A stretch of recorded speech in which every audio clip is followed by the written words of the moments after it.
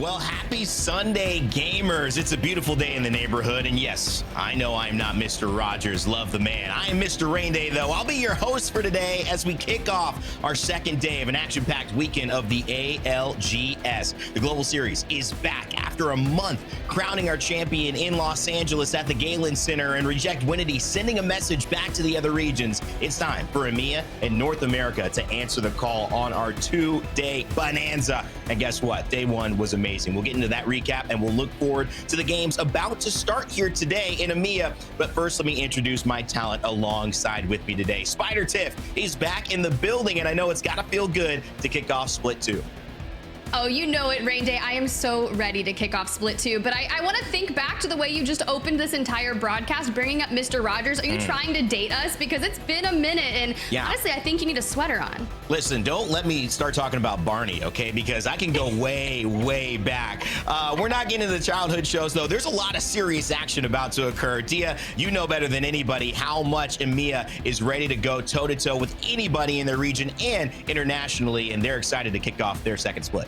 EMEA is certainly one of my favorite regions to watch, especially because they're so willing to experiment during the regular season. I know that when we get to international competition, everyone's talking about APAC North and what they're trying and what they're bringing to the table, but EMEA has always been one of those first regions that is going to give things like the caustic that go when it came back into the meta. Things like Fuse, especially popular here, and we saw things like Conduit stick around for a really long time as well. Teams in EMEA got a lot of personality, and now we get to see that once again. I'm really enjoying being back in Split 2. It's great to have you as well, man. All of you looking great, ready to go. We got some red, the black, the brown, the blue. I love it. The style is there. Let's hope EMEA can follow up with the style of play. If it's anything like yesterday, we will be in good hands, because yesterday felt like a brand new start for a region that has had a couple of similar themes heading into the splits, heading into those lands. And it feels like maybe this is the moment, the reset, the great reset of EMEA to be able to star in their own show, to shine through the pack. And next up, so appropriately named, certainly was Next. They had a fantastic day and really, I think, shined a light on the potential that they have. Ultimately, though, it would be Gaming Gladiators who would take the W, and they would do it in amazing fashion. But Tiff, EMEA had a lot of stars showcase themselves in yesterday's action.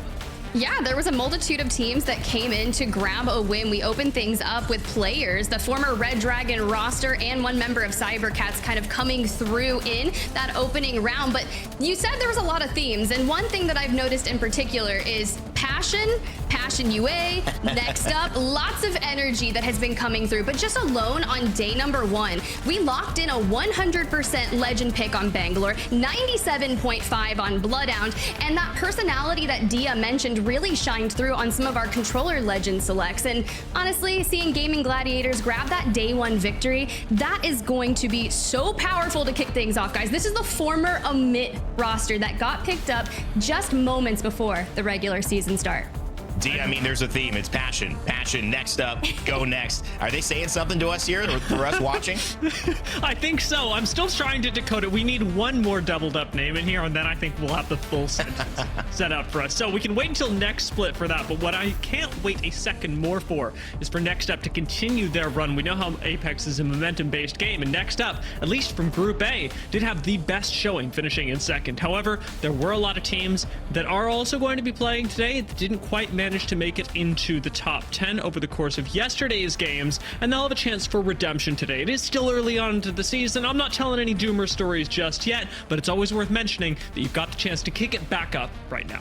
Yeah, and you know, you bring in these moments where we get to have some of these things on screen. I always try to bring up the awareness that these are people, these are players. Nessie, a team that's sitting in 19th right now, didn't have a great day. We spent a lot of time with Graceful in the green room, on desk, at LAN, and we know his aspirations, his belief in himself and in his team. So some of those stories don't get seen on screen, but we can feel them. And as you join us at LANs and you join us throughout these splits, you'll start to feel them too. There's still a lot more, even if you're in the bottom 10 starting off after day one. Of course, well, though, there's been a big change. A and B went through in their group some huge roster changes and adjustments. Group C was no stranger to that as well. They went through their own shifts that allowed them to get here. One of the biggest ones, some of the biggest stories are in front of you right now on your screen. Nags drops from '07, and Zane rejoins Nasky to put Zane, Amphi, and Nasky together again. This now Zane, after his intro at KCP, really had people just with their eyes wide thinking, is this guy for real? '07 trying to bring him back in and start a new trajectory for themselves. They look good at LAN. Let's see if they can keep it up. Jay Savage as well from the team of Forge Gang that split up. Phoenix goes his own way, joins the full English. Jay Savage joins FA Kids with Zidane and Kiner. We know Zidane's a shooter. He is an incredible player, 1v1 player as well. Brings a lot to that team. Jay Savage and his experience, I feel like this is going to be a team to watch. Nine Lives Esports, Lifen goes his separate way, and they have a new 3 as well. Vifes, Jay Hanzo, and Raka Faka back in business here. We'll see if they can find the synergy that obviously a team like that needs to surprise a lot of us and have some good results here in these next few weeks. ExoClan, though, this is a big one. Element 6, no longer E6, now ExoClan. They take Bryn from the full English, Slayers as well, alongside K Swinney as Slab and CJ Racked go down, and it's a brand new look for a team that is qualified for every single LAN that we have had. A lot to say there, and of course, K Swinney, he didn't hold back. He had to let us know how he felt about this upcoming split and what he thinks his team can do. Hello, I'm Kai Swinney. My teammates are Slayers and Bryn, and we're part of ExoClan.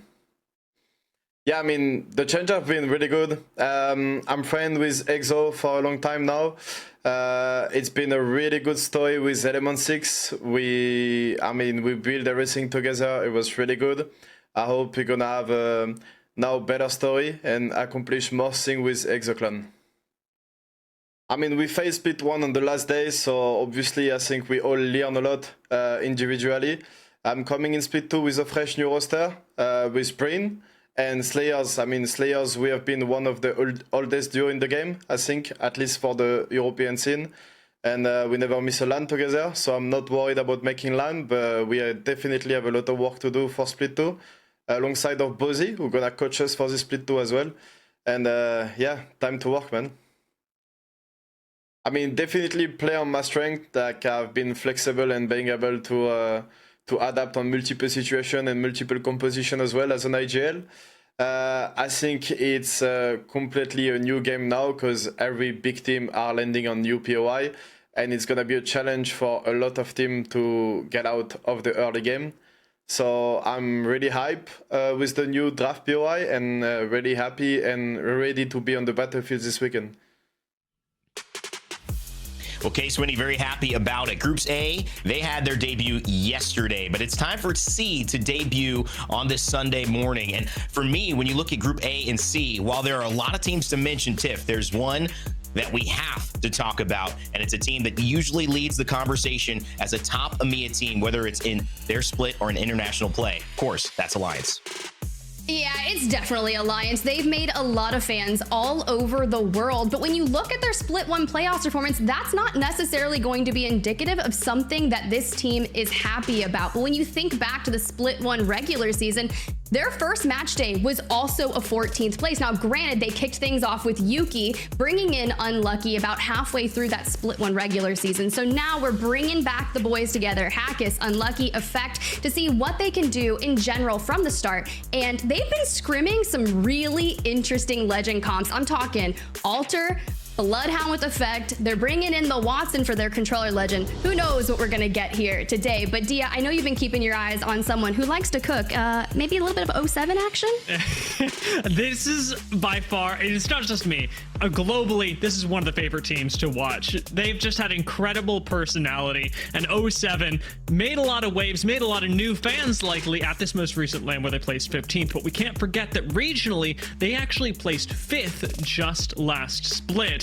And that was at the time when they were playing with Nags. Now they've swapped Nags out for Zane, and that's going to tell a really interesting story, because while Nasky and Amphi are a great duo, pulling Zane back in, who did actually play with them at LANs back in year 3 under KCP, has been an incredible performer. We've got a fantastic clip up right now of, I think, the moment that for a lot of people really put Zayn on the map. But let this not detract from an incredible performance at the lands overall, where Zayn actually was the player just under 0, really fighting for most damage dealt during the Year 3 championships. This is a player that you are going to want to keep your eyes on, because he could very well take 07 from 5th to, well, I mean, there's really only that many more spaces you can go up. Well, you know, I mean, that was a great kind of debut from him, and he was actually on the same team as Nags at that time, now replacing Nags on 07. So an interesting trajectory, overlaps those two players have had. We wish them both luck as they get into it. But not only have the rosters changed or the players changed on those rosters, we've seen a new shift in the ALGS, and that's the POI draft. If you missed it, here's a video to get you caught up. Prior to the Pro League regular season, each team receives a random assortment of draft picks for match days 1 through 9. The assortment is perfectly equal, meaning if a team receives the first draft pick, they'll also receive the 40th draft pick on that match day. This draft style is called a snake draft, and the order of draft picks changes with each match day, which means that teams may not always get their preferred POI. On draft day, each team will make 2 draft picks, 1 Storm Point drop spot and 1 World's Edge drop spot. Strategizing is crucial, as drop spots on both maps are up for grabs at the same time. There will always be more drop spots than teams, which means that even if you're the last pick, you'll have multiple options to choose from. Once a POI is chosen, it's off limits to all other teams for that match series. On match day, each team is dropped from an individual dropship above their drop spot. It is a whole new ALGS. Well, it's a whole new ALGS with a POI draft that you will see in today's action in just a few minutes as games are almost ready to start. There is something pretty similar. You might have noticed it at LAN or in our previous iterations of the ALGS. It's a chance for you to join Face It Watch. If you do so, you'll be able to track your favorite teams while they go on their own unique journeys. And especially with the POI draft, sending them to different spots, whether they got the best draft of the day or the worst, you'll be able to follow along, hear their comms, see their compositions, and most importantly, pay attention to how their rotations work based on their picks. If you do so, you might get a little bit more intel that we don't show on the main broadcast while you keep us up on your side monitor. All in all, if you want to watch the LGS your way, go to faceit.com/watch. And you know what? I'm excited to watch the ALGS as well. And as a host, I get to sit back, relax, and let you guys take game 1. So I think I'm going to go kick my feet up and let's get it started, everybody. Get hyped. It's Apex Legends Global Series Split 2, Match Day 2. Tiff, Thea, it's time to go to work. It's time to work. Case when he said it in that interview. And look, I'm ready to do so too. So Rain Day, please make sure that you're staying hydrated while you're relaxed watching all the Apex Legends action. Dia and we've got you, but I'm excited, Dia. How ready are you to jump back into EMEA? I know you were chatting at the top of the show. You were like, look, I have been waiting to see what is going to happen. And with Group C kind of making their debut today, in A, getting a repeat, you think we're going to see some increased action from A, maybe getting some things under wraps? I'd suspect so, although I don't think that Group C is going to be a quiet starter of a group. Like we talked about, Alliance and 07 are already going to be really big names to start off the day. But then we factor in the fact that they've got Red Dragon up here, who qualified up to the Pro League from the Pro League qualifier. They were the first place team from the Pro League qualifier, and they've been smashing scrims. I don't think that's a team that's going to sort of ramp up slowly into the Pro League as well. This is a team that should be making some really big waves in their first couple of games. Yeah, well, let's talk about those first couple of games. Let's pull up the map schedule and where we're going to be headed to. World's Edge going to kick things off for us for the first 3 maps. Then we'll jump back on over to Storm Point. Now, I was taking a gander at some of the zones that we've witnessed throughout the duration of Split 2. Now, granted, for NA and EMEA, it's only been 2, but the majority of those zones are still going towards the north side. So let's see where some of our players decided they were going to prioritize for that POI draft. Now, I watched it live a few days ago, and off the bat for World's Edge, Dia, 8 of the 10 first picks went straight to World's Edge, with ExoClan making sure that they locked in Sky West, which to me has been the most favorite drop spot for World's Edge. It really has, it especially for EXO, who used to be E6. Winning has been landing Sky West forever, so I'm very glad to see them returning to that. I do hope that it is the start of a good couple of first games for them. Notably, however, Alliance going Lava Fisher is really interesting. Alliance are known for their thermal station drops. It's what put DSG on the map back when they were both contesting at Year 3 champs. So to see them moving to Lava Fisher for the first day, I think will put a little bit of their fans on the back foot. Ooh, and honestly, we were talking about a couple of other, I had a chance to look more into Alliance at the top of the show, of course, but knowing that they had 10th and 31st pick in the draft, they went ahead and prioritized their World's Edge POI also, but they got Lava Fissure. Now, if you remember correctly, they had previously always went Thermal Station, where Kneecap took that ahead of them, and then 07 had previously grabbed Lightning Rod. They went for their Storm Point pick first, so that leaves Alliance there. Like, what are we going to get that is as similar to a pick that we could potentially get? Also, we've got Aurora up in here. They grab Geyser of all things, and that's wild because I look at Dome is empty, so you got the Stacks team that's going to be able to utilize both of those areas. But then something that's peculiar here, because we got to talk with Nasky yesterday, and 07 locks down the entirety of Siphon. Yeah, so there's an interesting point to be made here, because 07 actually get to leverage something that I don't think a lot of other teams really thought about, and that's the power of social media. When it comes to these POI drafts, Nasky is a very big personality, and he's already demonstrated that he can and will take and often win contests even at LAN. So the fact is that to get, I would say, a bit of an edge in here, 07 actually managed to go for Storm Point first. They picked Lightning Rod in their very first pick of the draft, knowing that nobody would opt into Lava Siphon, since Nasky had already declared, again, on social media, if you come to Siphon, we will just pick the other Siphon and we will fight you. By declaring that, you're like, he's actually like big braining the draft. He's playing a game that no one else is playing right now. You know what? Hey, you got to do whatever you got to do. If it's the power of talk and yapping, let it ride. Congratulations. We'll see what that works like for you. But as we go through this fly through, some other notable things here is no one decides to land Clima West. So DMS will have Climatizer to themselves, but stay healthy. Landing Survey Camp. Now, granted, that's not necessarily one of the most standoutish POIs by any means, but if you can grab Epicenter available to anyone else, so you can hit that rotation, because honestly, I land Survey a lot in ranked, which says a lot about me, Dia, but there are a couple options that you can choose to go from there. You could really play tunnel side, but you have Navi and Sky East, so at least with Epicenter open, that loot path will be perfectly fine for them off the rip. Certainly true. And Survey and Epicenter have really been put together as POIs for quite a long time, and it ends up being a really nice source of consistency for teams that land there, because you're likely to get a beacon at one of the two spots, if not both of them. So when you are landing Survey Epi, while the loot might not be what a lot of people would have hoped for, you do have plenty of options to give yourself some early game stability as well. You did mention that Navi are landing over at Sky East. I'm curious to see how Navi approach this, because yesterday in North America, I think we were seeing Sky East really mirror Survey Camp in a lot of ways and rely on those beacons as well. Because you don't want to fight a team over in Sky West, you're sort of pushed into an Eastern rotation.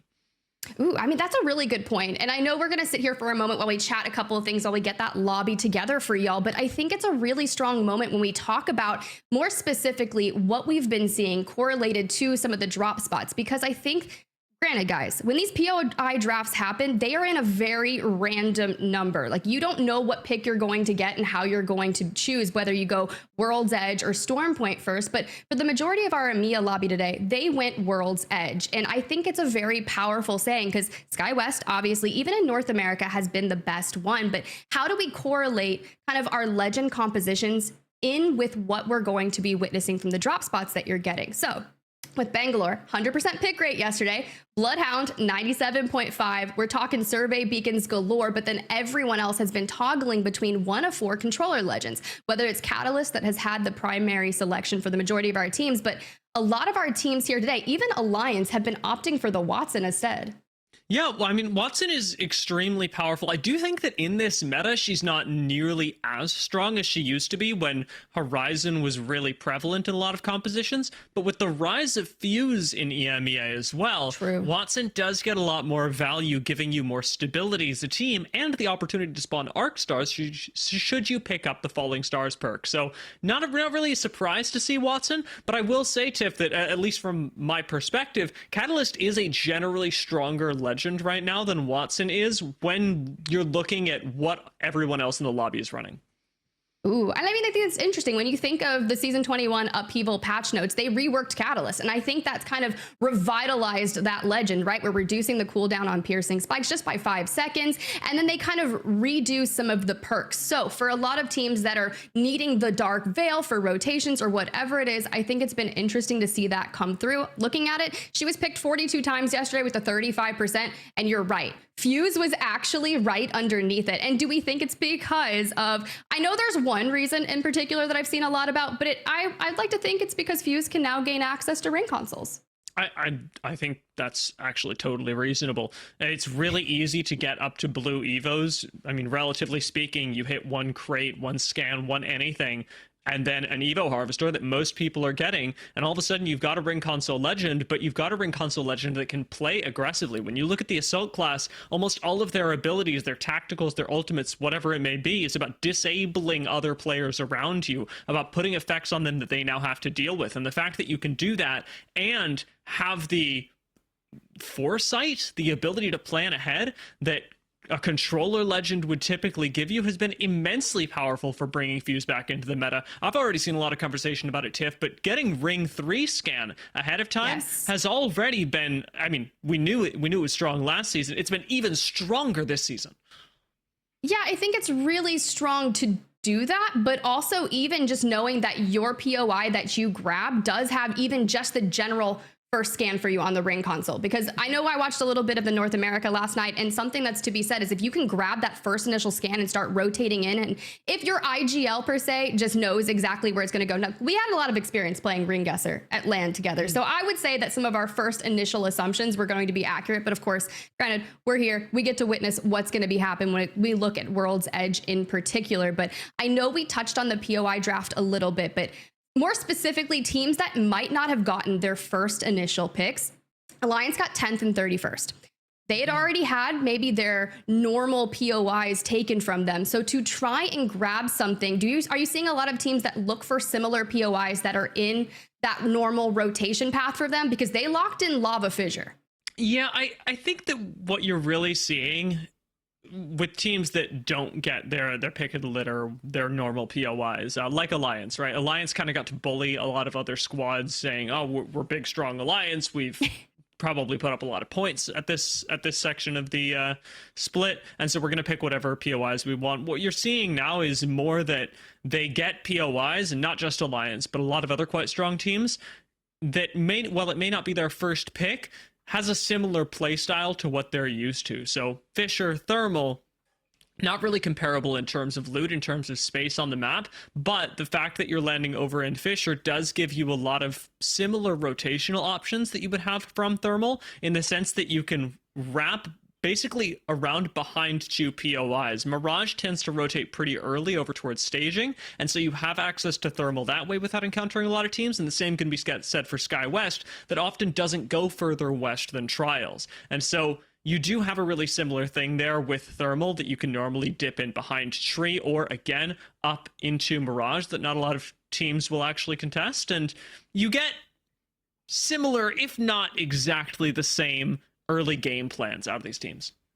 And I think that's really strong, because then we start thinking about, I know a lot of people in the community were putting out maps, and when it came to the POI draft, where those drop ships were going to be looking at, and kind of the max distance that you could fly from that initial ship to be able to really correlate your looting patterns. We'll just see how teams kind of bolster down and maximize whatever they're able to do. Granted, I mean, it's just day 2 for EMEA that we're waiting to get started. So I'll be nice to see once we start accruing some more data, how all of this starts correlating together. But in the grand scheme of things, let's go ahead and look at some of the kill leaders that were in EMEA yesterday from groups A and B. And honestly, Na'Vi kinda going hard with 15 tied alongside Cinetic and Blast, but Na'Vi, they play yet again today. And if they've already had a chance to start warming up just yesterday, what are they going to bring to the table today? Because I look at how they ended up overall. This is with them ending in 8th place overall with 20 eliminations and kind of had 15 of them. Yeah, I mean, I'd be scared of Na'Vi. I can't help but look just below them at Cinetic right now, because next up have a lot of things going for them. Made in Heaven already caught a lot of people off guard just last split, and now they've added in Nags, who, as we mentioned, used to play with 07, has played with 07 for quite a long time through some of their biggest, I'd say, bumps in popularity. And so you've got arguably Made in Heaven, who was already a great zone team, who was already predicting things really well, who was playing the meta of this season really well, and you add on to that a player with a lot of history, Cinetic clearly going off, Nags still managing to make the top 10. It's no wonder that a lot of eyes should be on next up when we come into today's games. Ooh, but also, I know Passion UA will not be playing here today, but I want to give some big shout outs to Sonya. It was really good seeing Max Strafe over there in LA for the LAN, but you have to remember that squad yesterday in their last game racked up a win with 15 eliminations, which by far, you know, they only had 2 games that were inside the top 3, but this one in particular allowed them to really jut up that leaderboard with a 4th place overall. But some of the things that they've been changing in particular were their legend comps that kind of free up Sonya to frag out, hit 14, massive. But one of my biggest questions in today, specifically because we saw where Aurora is landing, Geyser, kind of wild, not a huge fan of it, but they had a slower start to kind of the regular season, right? Finishing 9th overall yesterday. Geyser is not a POI that you want. I know that we're putting it really, really nicely, but being pushed into Geyser as opposed to Sky East is severely limiting your options. We've actually seen teams succeed out of Geyser. But it takes a totally different play style than the rest of the map. So if you are Aurora, you don't want Geyser, I think is perhaps the better way to put it. We actually saw 2R1C, who are now Blacklist International, actually taking Geyser and succeeding with it during the last split, but it is not a POI that I think suits Aurora really well, especially when you've got a team like Mod coming up right behind you, Stacks coming up right behind them, and Overlook that has so much more space and rotational priority into a spot like No Name. I don't know, Tiff. I'm going to say it. I'm a little bit of a doubter in terms of where Aurora are going to end up right now during the World's Edge games today. I look forward to being proven wrong, but this does not seem like a good start. A doubter. All right, well, let's go ahead and pull up the drop spots in correlation with World's Edge and not only Storm Point, because we all know that Aurora was making waves trying to go to that Sky West. Now, that gets access to Trials, which if you're running Lifeline, you really want to get an early gold knockdown shield so you can slot that in onto Hardeki, let those revives sing. But for now, we already know that was taken immediately. So you can see over there on the right side is where World's Edge is. Skyhook West, far superior than Skyhook East, but we already knew someone got Survey Camp alongside Epicenter open. Dome was free, so our Stacks team is going to have access to that. And man, there's just so much to be said about this in particular. We are like harping a lot about 07. And 07, they got Siphon East, which very powerful when you think of where the zones have been going on World's Edge, and in reality with where they are going, it's north. It's all north, Dia. And also, before we move too far away from this, I have something to say. I have something to say about these things. POI number 3 on Storm Point, Trident.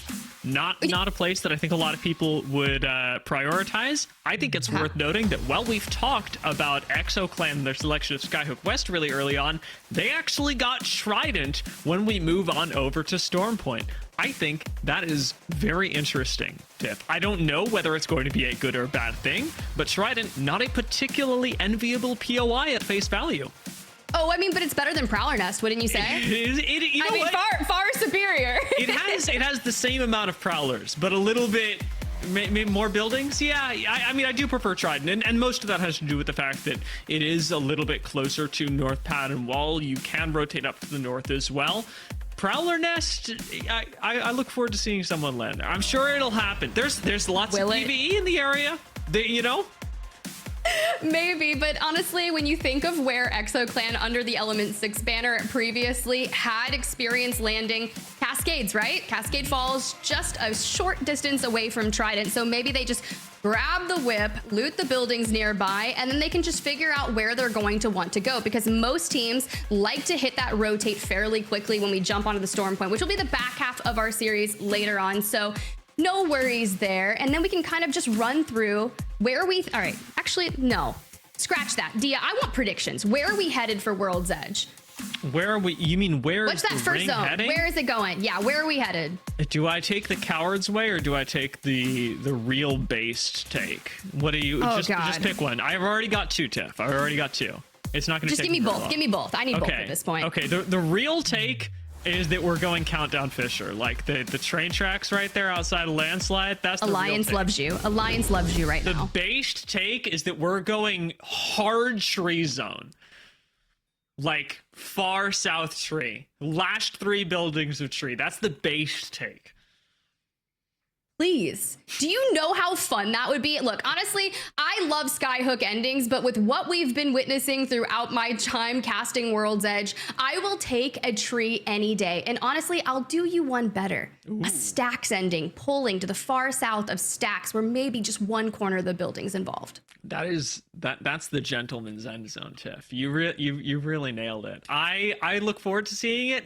Hopefully we get the chance to. I also want to give a quick shout out to some members of our community, because you actually mentioned their work earlier, but Green Bean on Twitter ended up putting out the how far can you get from each POY draft position. Really helpful if you're into analyzing competitive Apex and what the loot paths for these teams can look like. I am going to let you know that there are a lot of 3s in their handle, so it's going to take a little bit more searching. Most of the E's can be replaced with 3s, but I'm not going to tell you which ones. Ooh, Dia out here dropping the mysterious action. When I look at Monument, I like the flight path there, but even more so, Overlook seems to have one of the strongest ways to stretch things out, even Clima East having some areas to overlap, because those buildings north of Overlook, you could go a little mixy there. We talk about contesting still not really being a thing unless you lock in the opposing POI area, because people yesterday, I was lurking in chat, right, Dia? And they were like, why is it Clima East? Why is it not Clima West? Why are they split into 2? And it's because you can choose which side you would rather spawn on. But for now, guys, this is the time. Thank you so much for bearing with us, because our first match of ANC is about to drop underway. And honestly, Zane with the meow, it's fitting. Welcome back, Zane. Already chilling, already hitting the quick loot. It does mean that, you know, if you are alone at Lava Siphon, 07 do actually have to clear north to south if they want to get the whole POI, which is interesting in how that'll maybe impact their rotational path. In this particular case, I don't think it'll affect them nearly as much.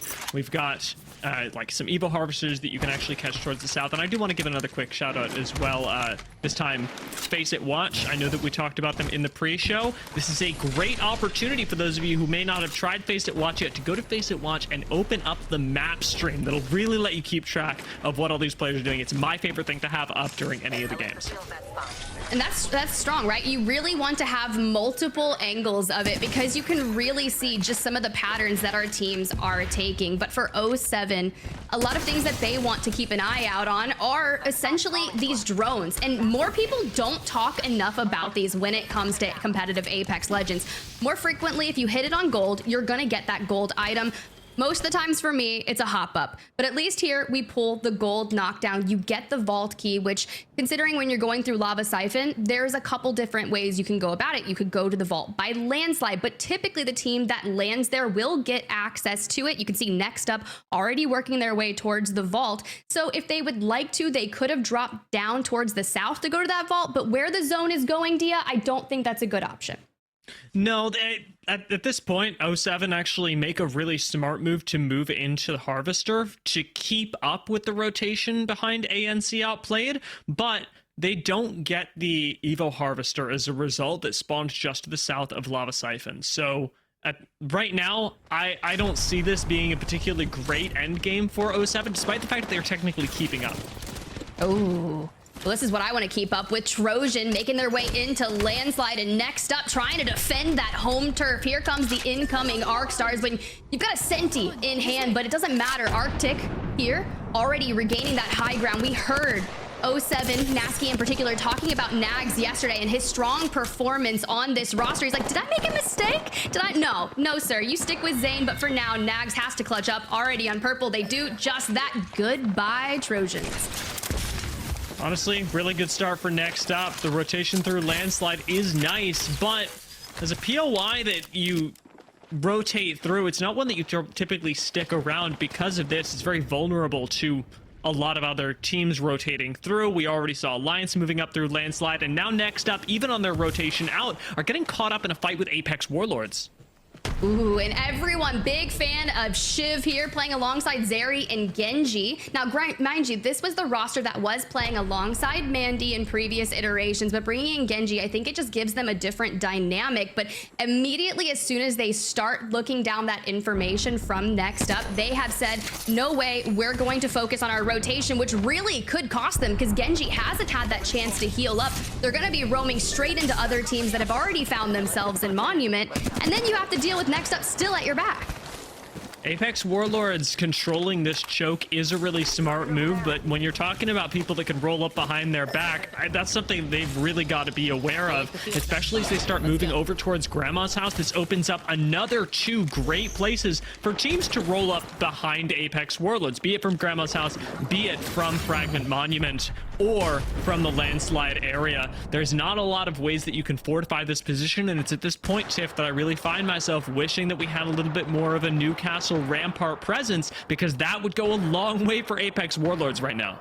I mean, it would, but also I know that you're a Rampart diehard, so it makes very well sense that you would already lock that in. But we'll tune in with that later, because I was keeping my eyes on ANC Outplayed in particular for where this zone appears to be pulling, right? And because they've locked in the Watson, it makes sense for them to play there. I'm worried about Apex Warlords in general having this, because we've got piercing spikes, you do have a Dark Veil, and you will have smokes available, but this is such an open area for you to try to lock down. And I think for that reason that we see a lot of teams foregoing that. I like the game plan from Alliance. Wipe out whatever teams are nearby you, and running the altar to do it as well is a really cool way to start off their first game. It is. You can already see the Void Nexus down and out preemptively to prepare for that fight. In case Unlucky or Effect do fall, you can immediately go back and will go for a regain. But knowing they land in Lava Fissure, they hit that rotation over towards Countdown. They're running into Atlas. Atlas barricading themselves here in this small room. They got piercing spikes down. They've already expended a Dark Veil to really try to fend off this push from Alliance. But at the end of the day, we're sitting on 1 elimination and job's not done. What is this timing? How did they get back, like, at the exact right moment? Alliance do not overstay for a second. Instead, like you said, using Alter Ult to get right back where they started and taking out a member of EXO on the way. That's Bryn down. Bryn down, that means it's gonna be K-Swinny and Slayers, the dynamic duo left standing so far for EXO. A well-timed Bloodhound scan is going to be incoming, but it doesn't matter. In fact, knowing that his location has been given up will answer back with one of their own. That scan gives him time to pop that shield bat and focus on it, but check the angle of Slayers holding while Swinny's going for the res. Smoke, but swing from Unlucky. I don't believe canceled that. Instead, it's a trade.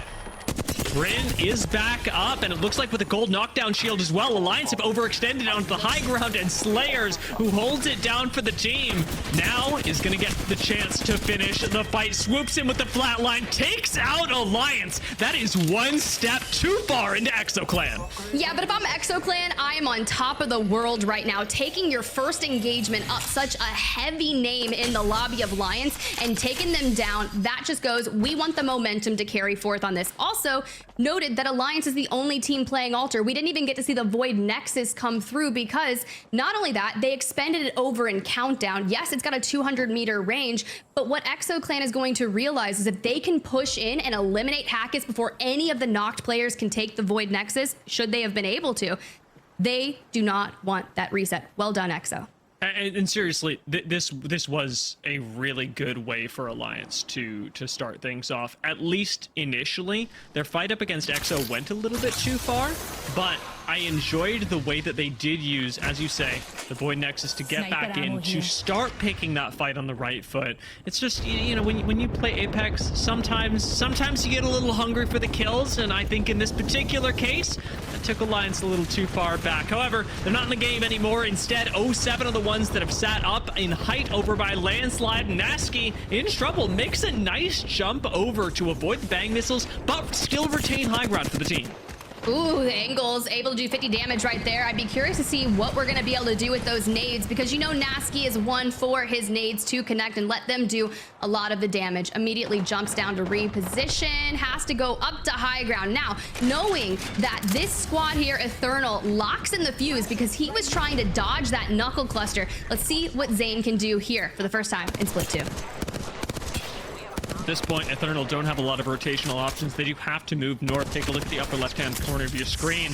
And you've got all the information that you need. You must go through 07 in order to make it in, because even when this zone closes, 07 will be moving up right alongside you. Jump towers can't really save you at this point.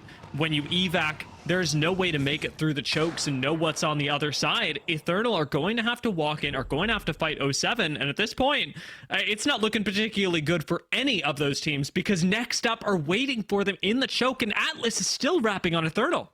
The angles that Next Up is able to take with all of that is crazy, and Atlas might be mirroring ExoClan, because ExoClan, we last saw them taking down Alliance over there in Lava Fissure, have decided to wrap up through Skyhook East. Now, granted, there's a survey beacon up there, so they'll get that player scan information that will allow them to decide which way they want to approach that rotation, because as you can see, with where that zone is pulling, it's going to be a very unforgivable endgame.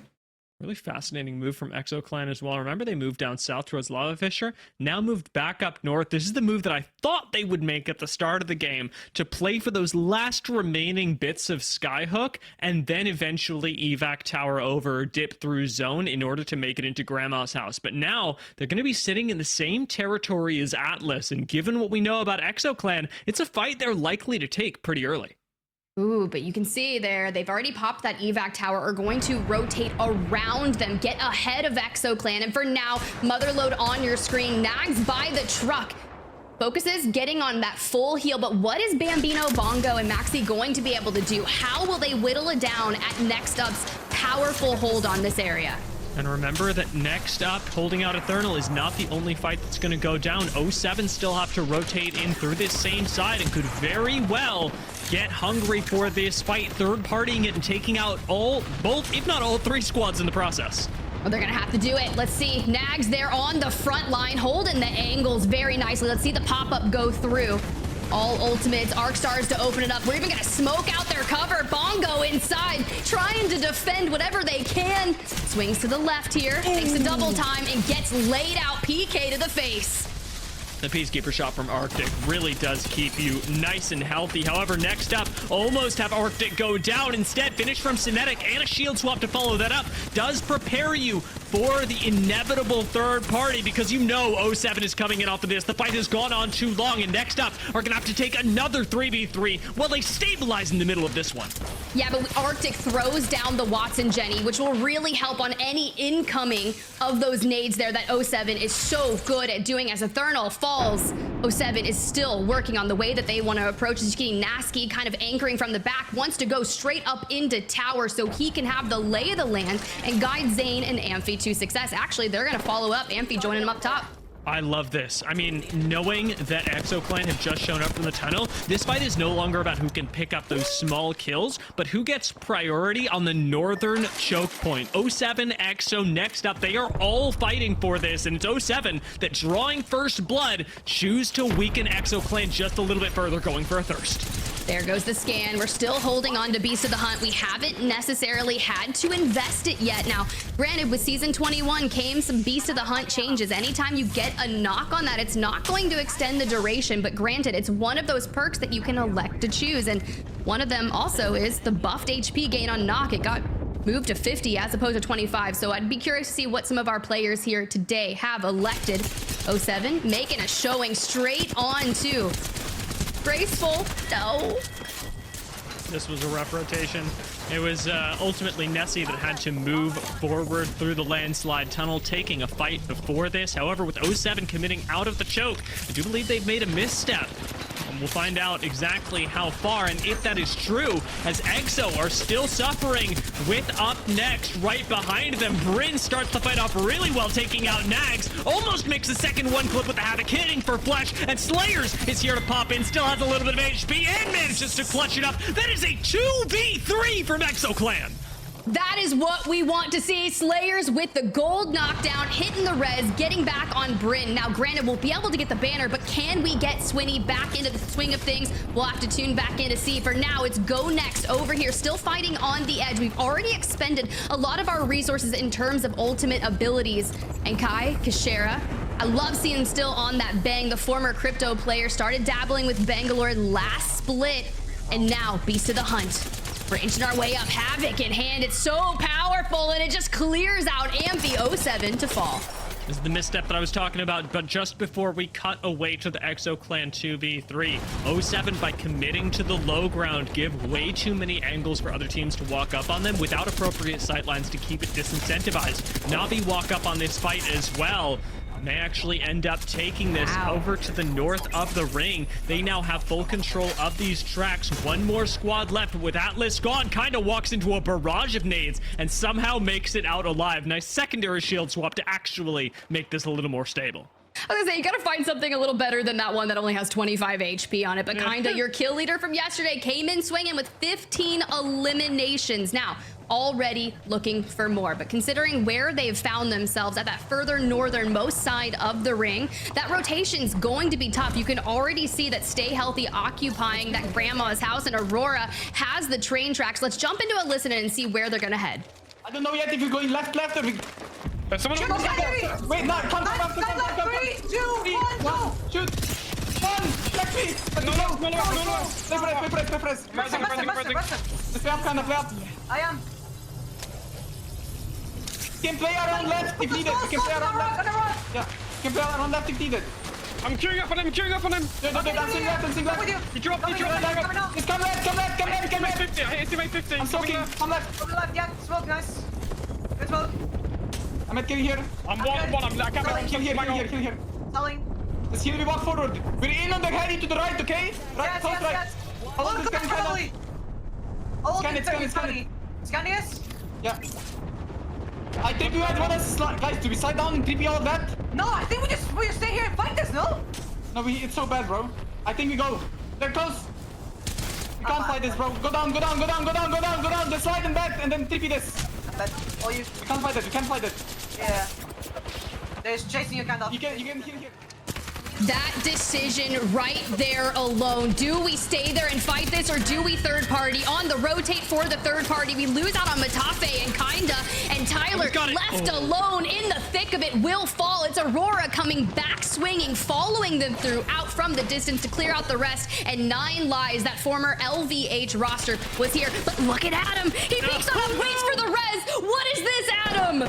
I think he's got it as well. Nice patience. We talked about indecision earlier on with Na'Vi, but rolling teams really knew their moment, picking the perfect opportunity for Adam to come in, find the kill, and likely actually find the res. ANC outplayed her right next door, but ANC outplayed have one of the best spots in zone. They wouldn't want to give that up for just a little bit of KP, would they? I mean, maybe, but they've also been there since the dawn of time. They land Harvester, easy rotation up, but checking in with Stay Healthy here. This is the team that was survey camp, and we've already lost out on one. Mizuko, Falcons here on your screen, the swing, and it's not gonna be enough. Too many teams getting into that fight, and EXO Clan just down to Bryn.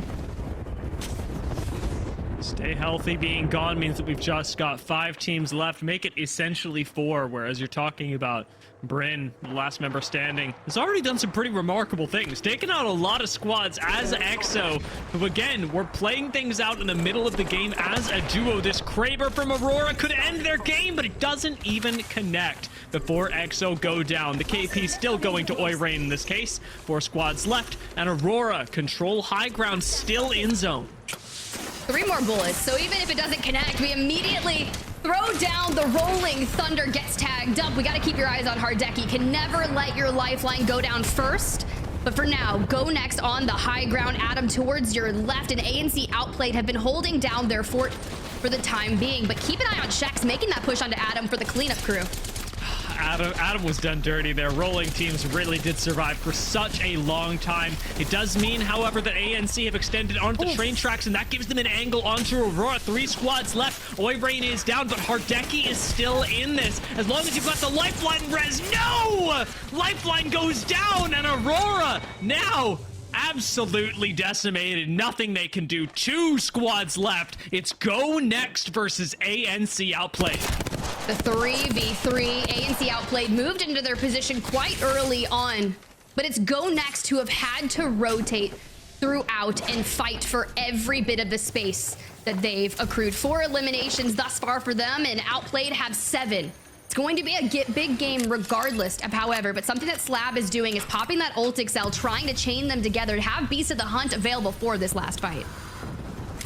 Remember, Go Next earned this spot by taking advantage of those teams that did overextend to low ground, took high ground by the choke themselves, making use of it now.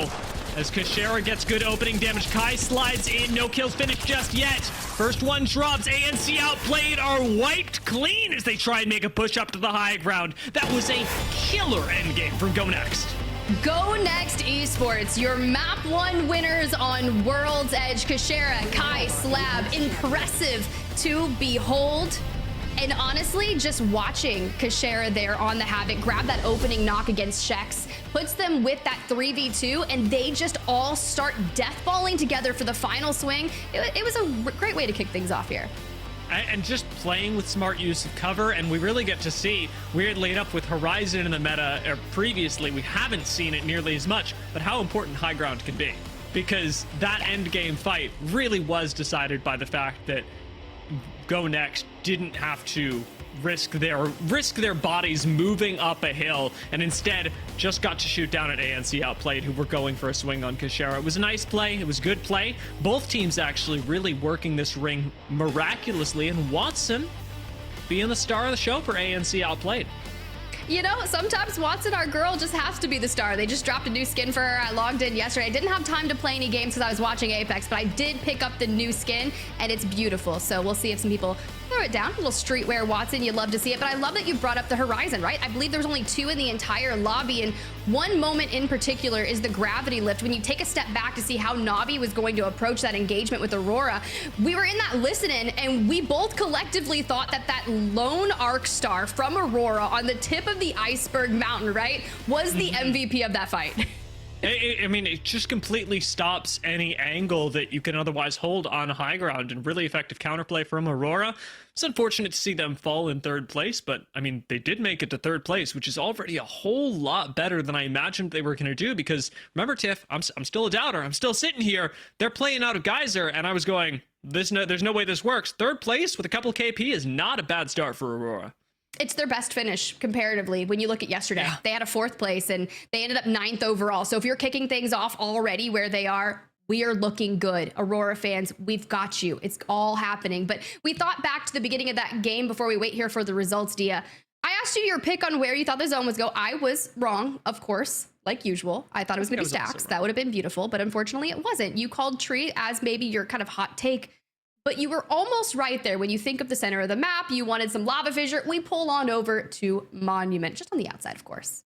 Yeah, it's like, I don't remember what rules it is, because like I think by Prices Right, yeah, you can't do Prices Right rules. I don't actually know what rules it is, but you're right. Like technically a little bit closer. The game played out in a really different way, however, than when we're getting things like Countdown and Landslide zones, because so much of the open ground, the choke points from earlier over by Grandma's house and transitioning in from Landslide to Monument, those became super important power positions to hold. So I loved watching the way that teams do that. And while I did miss things like Rampart and Newcastle because they're so useful in these particular niche zones, the way that teams played without that is arguably just as impressive.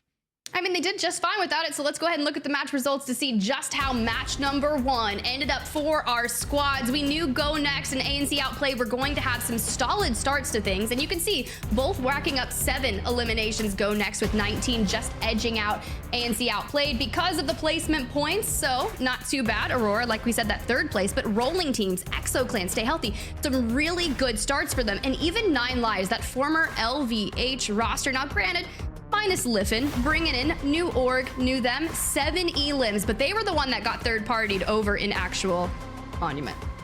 I mean, I'm still amazed that ExoClan end up here with 7 eliminations after losing a member so relatively early into the game. That was mostly a duo that brought them up to 7 eliminations, I think ultimately managing to get a res. However, the bottom half of this leaderboard not nearly so lucky. Despite a great start by 07, they do fall pretty early, getting only 4 points. Next up, however, managed to clean up a few more kills, technically placing above them, though they got the same amount of placement points. I think that all came through that great collapse over on that north side of Landslide. When we were looking through that choke, it was just too tough to make it out of there. Then we have this Team V team, Go Next, and ANC Outplayed, your 1st and 2nd place team. Look at all the damage that we witnessed from Go Next in comparison to ANC Outplayed. When you move into your position pretty much for the end game, right? I said the dawn of time of that World's Edge map, ANC Outplayed had moved in. Obviously, because they have Watson, it makes sense for them to kind of make that work, but granted, it's relatively the same, Dia. It is. It's funny. I was thinking, speaking of relatively the same, looking at that end zone and going, you know, I know Kashera has actually been on the low ground with a Watson and a Crypto at the time and won this end zone. Kind of funny to watch him play it out from the other perspective without a Watson or a Crypto, really defying the playstyle that he's been known for as an IGL and managing to make it work against a Watson team on the low ground. I thought that was pretty cool. It's pretty cool just seeing a really solid IGL make their way back in and take that match 1 win. But we're going to cut to a quick break. When we come back, guys, plenty of more Apex Legends action.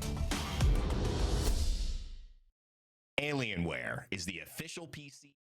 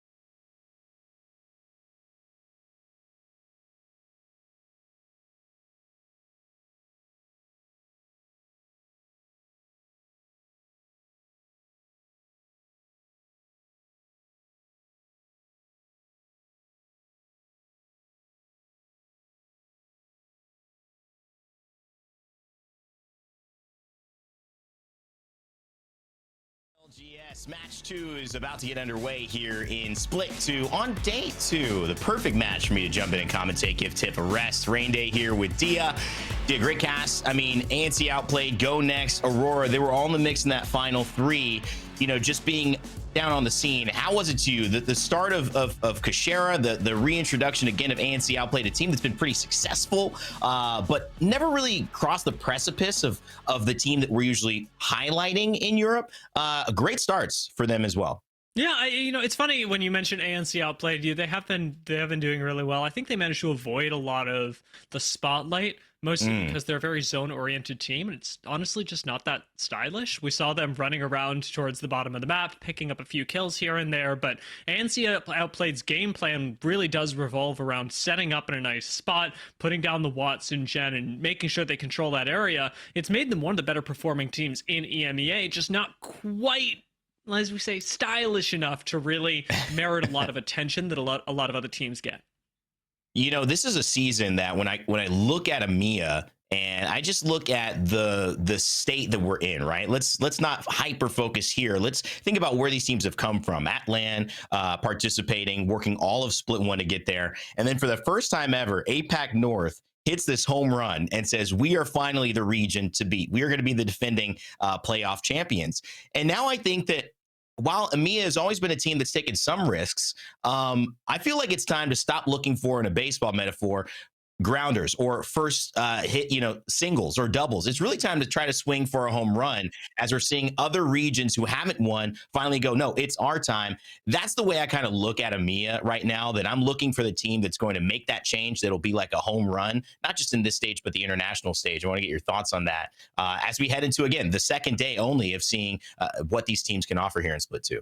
Now, I want you to know, Randy, before I answer this metaphor, that I do not watch any baseball. So yeah, neither do I, really. This may be a horrific butchering of the sport, but I do think that with the sort of like home run being opened up, it is less of a like desperation home run. We need this right now, and to like pile into that. More of a we actually can do this. We don't have to be playing safe. We don't have to be mirroring what's been successful before, because it's so clear that something else can succeed. You get that breath of fresh air into competitive Apex, and you're right. I do think EMEA is the perfect region to pounce on that, because they've really been sort of suppressing their personalities for so long, and even then they're like, wow, this region has a lot of personality. Yeah, I mean, in a way, is it just a little bit of belief? You see that it can be done, and now you don't have to have that faith, something that maybe you have to hold strong to as a possibility but haven't seen the results yet. You can really go and say, wow, this is possible and we can do it next. We know the framework, we know the program of how you get a W and not be from North America. Well, okay, EMEA, your chance now. That's the task, that's the challenge I raise to this region, and I think the fans of this region want to see these teams lift up to, again, big names like Alliance coming into it, Gaming Gladiators with a new team, but still a very familiar presence in Apex showing up yesterday. Go Next has been consistent. Antsy outplay. We'll see which team continues to be our storyline as we jump into game number 2 here, following along with Big Mod and Kashera and Go Next getting a little loot done. I mean, Big Mod, great place to start whenever you have the opportunity to. I tend to avoid it personally in my own games, because a lot of people know that it's a great place to start, but it gives you a lot of rotational options and has high ground inherently on Geyser as soon as you rotate out, which you'll be able to a lot faster than that POI. So you get immediate prioritization on a northern rotate. You've got the opportunity to pick up the great weapons that they have in Mod, which actually do make a massive difference. And, of course, it's the home of my favorite legend.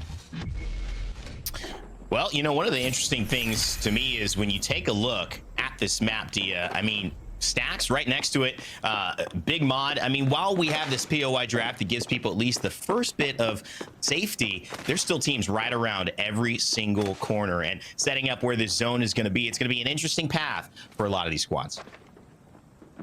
I'm looking at the ways that you can really approach next zone, and we're going to get that up real quick, because the way that you're approaching the next couple of rings is going to be really important when we look at ultimately where this is pulling. I've encouraged the sort of Face It watchers to go and check out the map feed, but this is really important here. With Go Next starting off towards the south, moving into Overlook is really important, which kind of forces you into a Geyser rotate. If you're Go Next, I'd be focusing on controlling this choke point here. Playing for Tunnel, kind of a no-go, difficult to make it in. There is the opportunity for whatever team controls Tunnel to make it out this way, but 2 really strong points, of course, for Go Next are going to be rotating into this choke and maybe controlling this tunnel. Right now, anything that happens towards the south here is a KP play and nothing more, because realistically, you're not going here, and you are certainly not going here.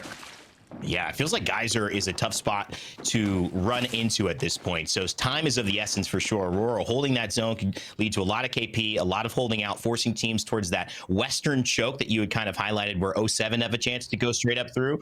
But Overlook, it's open. I wonder, Nine Lives Esports maybe deciding to get a little aggressive. Maybe they don't have the control legend. I don't know what it is, but I feel like that's a decent spot to stay Yet, you know, some teams, they obviously feel like maybe there's not enough value holding into that zone right now. Maybe need to loot up, maybe want to get aggressive, feeling good about who's rotated next to them. We'll have to wait and see how that pans out. Of course, this is one of those iconic zones in Apex Legends in that northeastern side on World's Edge. A lot of ways to play it. That's what I'm looking forward to, especially for teams that come from the north, right? Teams like Navi that land in Sky East, EXO that land in Sky West. You've got a lot of opportunity to make your way up towards the northern side, with DMS making a really wide swing and finding the first knock on Rakafaka. Seems like Climatizer rotation has been caught a bit off guard, and there's not a lot you can do about it at this point. Volt singing for Taskmaster on the Bangalore, rocking that pilot's knife and looking for more. No squads down yet, so still hasn't finished off the team, just a player. But DMS will be happy with that KP, put themselves on the board with one. Currently sitting in 17th place. 59 players left in the lobby so far, Dia. So again, a slower start, no contest again early on, but that, how long can it last? We'll have to find out. Taskmaster finds his next target, and maybe the resulting 9 Lives squad. Jay Hanzo already making it past into the higher level of the building. But here comes EXO Clan wanting to get in on the fray as well. New entrant to the party. Can anybody actually stand up to what DMS have been doing so far? Because their 3-2-1s have been really clean over the course of this game. 9 Lives go down just as EXO Clan round the corner into where they were. That's their death box that they managed to spot. And now holding up towards the north end of Climatizer, they've got to deal with not just DMS, but the teams that are coming up from Bridge, from Epicenter as well, that'll have sightlines onto this fight. It's interesting, you know, we see 9 Lives rotate all the way up. They're the first team, I believe, to get out at this point. So I wonder, again, what that rotation was about. DMS obviously on that higher side, maybe just prioritizing a spot, knowing maybe game is won if we get there. But if you even look at the map now, while we're focusing on Stacks and Mod, these two teams have yet to rotate. It's 07 and rolling teams. Speaking of the best rap play we've seen so far, maybe Adam takes the cake for now. Definitely in the front runner for a nomination off of that last final circle, but they're gonna have to go through 07, who will not be surprised that they are right behind them and trying to keep pace. Unfortunately, both these teams will have to fight, and likely in Geyser as well. Bit of an awkward spot for a team like Alliance, who are currently taking their engagement in Epicenter. Things actually look a little bit better. You've got a little more freedom in Epicenter. I mean, D, I'm just noticing the first time we've seen an altar in EMEA play. I mean, this new character, very exciting. Talk to us about what you think Hawkins is doing here in this big play. Obviously, he's got a lot of utility with the portal, and in case things go wrong with the ultimate. Yeah, in the open, Alter not getting nearly as much value right now, but gives the team a nice place to retreat to with the Void Nexus. It's a lot about controlling these little stalactites, stalagmites, not sure which at the moment. Either way, Atom's going to be the one that goes down, and a nice breach just behind them actually gives the crucial angle to Hackis to help clean up this fight. Alliance making a pretty clean wipe of just 2 members right now, and of course have the opportunity to retreat right back. Unlucky rocking the Watson as well, so giving them some stability in case you do want to use that Void Nexus, which even if you are down, for those just watching Alter, will allow you to locate back to it, even up to 200 meters in terms of distance. This thing is massive, and so if you have a Watson gen where you get back to or near your Void Nexus, you're gonna save it from any grenades, any big assaults that might be coming as you're trying to get your team back up and ready to go. So it's a nice pairing there. We'll see if Alliance can bring in, like they often do, some new picks and some new ways to play Apex before anybody else tries to catch on. Navi, with control of the height at the moment, have kind of looking for a swing onto low ground. Their Horizon ult wasn't able to break any doors. They weren't able to get any entry frags, and now there's a Catalyst wall in their way. He's still doing massive damage, but EXO are coming up behind it. Look at this, EXO Clan have a plan. And there it is, with the Havoc already hitting flesh. K-Swinny with the smoke, swings left, wants to get the high ground look, and he sees someone running away. Not today, says K-Swinny. He'll take down Tyler FPS. And that's one more for EXO Clan as they continue the push. Bit of a Hail Mary slide after you get hit for flesh. Sliding down onto the low ground, never really going to save you. Not in these Pro League lobbies. EXO do manage to pick up the kill. However, they still know that there's a team here because they third-partied it after all. So in we come. Remember, there's no catalyst quality inside of this, but ExoClan also don't have the initiation tools like the Horizon ult that Na'Vi had earlier. It's great to see Bryn on this team. Obviously, a IGL in his own right, with the full English separating ways now and joining K-Swinny and Slayers, a known duo who have succeeded at the highest of levels. Always been in the conversation. Is this the piece? Maybe it makes the difference. An Arcstar there, just to force the team around the corner. Maybe make an angle for a shot. A little bit of a peek. More ordnances there. They've got plenty. And Slayer's just holding that high ground, allowing Bryn to go to work. Again, the third grenade. They want this team out of there, but I'm not sure that they're going to have enough, Dia. I mean, that team can kind of just go back and forth. And that's 3 ordinances that didn't really get much value from ExoClan. They want to back off just for now. Especially if they want to hold on to this height. It's kind of an awkward balance. You can't quite commit onto the low ground, but to retain control of the high ground, you're going to have to fight these teams eventually. Slayers is already eating shots from the bridge, the very place that ExoClan sure would like to go. We just got the last remnants of Na'Vi holding onto that, but with Na'Vi and Apex Warlords combined, there's a chance for ExoClan to be in some serious trouble. Yeah, there's a lot of teams right around this area too, so they've got to be very careful. Apex Warlords as well on the bottom ground. Shiv FPS back in the Pro League off of the new name from 40% worse back to the Warlords. He is considered the Warlord of Apex. That's right, it's at least in EMEA as well, pioneering that Bangalore. And now 100% pick rate yesterday. Just incredible how our metas continue to change. And they will continue to do that. Some teams still rotating, as you see a little bit of a overview of the zone moving in now. Geyser is already bereft of teams. They've all gotten into the zone except FA Kids and Kneecap. Alliance still playing that backside of Epicenter, but they will be safe for now. Aurora, though, as you follow along with their action, OJ Rain has the Hemlock in hand. Working incredibly well for him as well. Great recoil control. Pick up a few knocks, a few kills. That's Amphi that goes down. Same time as we see Apex Warlords wiped out, that still leaves Na'Vi and ExoClan fighting their way out with ExoClan on the low ground. It's just 2 members of Na'Vi, but we saw 2 members of ExoClan do unspeakable things last game, and it looks like Kinda's turning it around. My goodness! I mean, didn't miss a bullet there, Kinda. Showing a special kind of aim.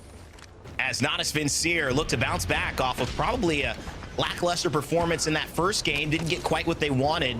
Got caught on the rotation right around here, heading into Fragment, and all went down. But now 6 points to their name, 17th spot. A little bit of rhythm, and okay, Swinny. ExoClan, they found themselves to the low ground. Maybe not in the way that they wanted, having to skip over some lava. It's not an easy day if you have to skip over some lava, whether you're in Apex or in real life, hopefully not. But that's what K-Swinny has come to, just to survive here with Exo. You know, it reminds me of one of my favorite Apex casting moments. I know that when a lot of people think of Onset Gaskin, they think of the, come down from the heavens final of playoffs call. I think of them casting a thermite that just got thrown into some nothing fight and just That's all I can hear. Whenever you get that like lava thermite sound, that's the sound cue I get in my head. Iconic. I mean, both different sides. Yeah, 2 different sides of the coin. Oh, I don't know. There's not enough. I don't know what that word is. Onomatopoeia, maybe, or I don't know. Not enough onomatopoeias in Apex Legends. Ow, ooh, kapow. Yeah, I think I agree with you there. I think that's what this broadcast has been missing. And so take notes, guys. We're going to bring in a lot more. And with that, Shazam. Let's get into it here. Although on the high side, the map, Dia, where does it set up for Aurora, who look pretty healthy right here, as well as stay healthy and go next, winning in that final 2 last game and being able now to put themselves in a good position here in the second game. I like that you've identified those 2 spots because it really is about who's approaching from the south. Aurora's game plan is going to be more or less the same. They just have to hold off those rocks until end zone. It is go next and stay healthy that needs to control the south. A team like Alliance, however, does have one more option left for them to control the eastern side of this zone, and it is coming hard fought, but that's something Alliance is used to. The cat wall not stopping them for now. Still, leaving effect in the front. 10 more seconds on Beast the Hunt, and a third party ends up firing at them from afar, forcing Alliance to reset. They don't have a lot of ways to get aggressive after they've expended 2 ultimates in order to take this fight. Interesting fight, though. I mean, let's talk about Alter. You've got the Void Passage. That can go from high to low very, very quickly. Will they use it as a team to get aggressive? I know talking so much to Ian about how this character was designed, the designer of this put a lot of effort into being able not only to, from high ground to low ground, have such a significant way to impact the game with your Void Passage, but from low ground to high ground, even sometimes kidnapping people in that type of scenario. Here, they might even be able to do it against the car, but I think Hockey's as a IGL, as a leader, knows that maybe we just set up an exit plan if things do get a little bit aggressive. But they pop out of the Void Passage, and in comes in a chance for Effect to do his damage. But Hockey's, as the IGL, takes it upon himself to clean up the kills and survive as the last man standing. I'm gonna be so real with you right now. That is just Alliance Ka-chow! skill checking someone. Exactly. They went, you know what? We can't make our way out of this fight. We're gonna take this fight. And the fact that they win it is really a credit to how incredible Alliance has been and will continue to be in EMEA. They do unfortunately go down to the inevitable third party, but it's no surprise to me that next up is the one to come in for it. This team really wowed me with their macro during day one. They started game one of today off pretty well, and now they've got that Beast of the East power position that we talked about. A little ways left to go until the ring, but they're one of the few teams remaining on this side of the map. When you get into the real elements of life, there are certain things that give you a real boost, right? And for people fortunate enough to compete like I was at high levels of any sport or any esport when you're younger and you're going through that journey, having your parents, having your family be able to travel wherever you go and support you in that is huge. It is so grounding. Synetic, I became a huge fan watching them in Made in Heaven by talking to his parents, seeing that interview. I think it was Stella that did in the crowd about what Synetic and his family it meant to them coming around, being in LA. Just a huge buff for them, and they've taken that all the way in to their new squad as well. But Nessie, Graceful, I haven't heard from you in a while. Let's listen in to see how they're going to navigate this final zone. Is there not I don't have scan. Can you wall? Can you wall left? I get shot. I don't have war. I've just spawned in. Okay. Phoenixing. 45 blue, 45 blue. No, but 14 right behind us. It's a duo behind. It's a duo behind. In my nades. Get one. And Bang's in zone. Nice. Zone, Grace. Bang's in zone, yeah. No, yeah, but I mean, couldn't kill him. I'm getting shot by everyone. Oh, we got red bite. So close. Nessie, Graceful trying to get it done, but not able to get it where they wanted to. Of course, that will leave next in Nags. Synetic still alive as well, but Cybercats, they're on the trail. Continuing to control high ground, super important for those teams, especially the ones coming from the south. And Cybercats did manage to take the fight up against Go Next, but Cleve gets a little too handsy with the loot boxes and goes down for it. There are way too many sightlines from Aurora. And that, unfortunately, is going to leave Cybercats as just a duo, needing to crawl their way back up to the high ground and now still fight the teams that remain there. ANC outplayed are around, Third are around, Stay Healthy are around, and this fight is looking mighty third-partyable to me. Good swap there from Cybercats as well. We were waiting for these guys to come and showcase themselves here in this EMEA region. It was a, I guess, lackluster day yesterday, but right now, it seems like they are feeling themselves, and I love it. Cybercats, two members of the former Aurora that really, obviously, in my opinion, have been game changers and trendsetters in EMEA for a long time. But as we take a look at the overview, top down, you can see Navi, Cybercats, Aurora, DMS. They found themselves into this final zone. Who's got the best chance at it right now? Because Aurora, they're looking pretty good with two purples and a red on some high ground. They really are, and a Devo as well. This solves a lot of problems that you typically get playing from this spot. Lack of ammunition, but Impulse is already making their way out on Bangalore to collect a lot, and with the Devo, as we mentioned, where you don't have to carry any ammo on these great weapons, Aurora's high ground position is fantastic. I do want to give credit where it is due, however.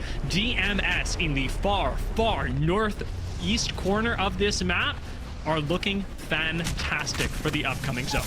Yeah, it looks like we will also have a new winner of this match. Aurora and DMS, they're looking good, like you had mentioned. ANC outplayed the Italian squads there, trying to find a way to continue outplaying their opponents. They were in that final three.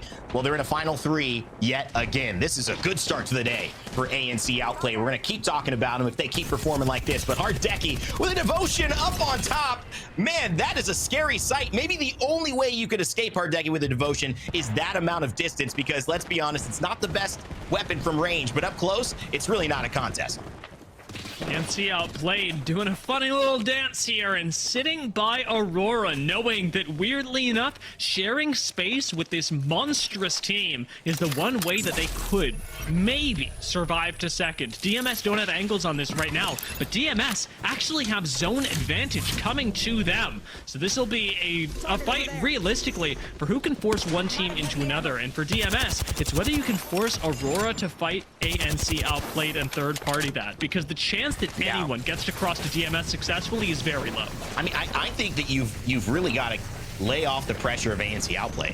I think you let Aurora have to deal with them, knowing that we need to just focus on the down team. We can't focus on DMS whatsoever. And plus, we will be scared to jump because if we don't focus on the down team, ANC outplayed is just going to shoot us. I think this is a patience game if DMS have the space to play it, and that is going to be the tell. They've got plenty of room, more than Aurora right now.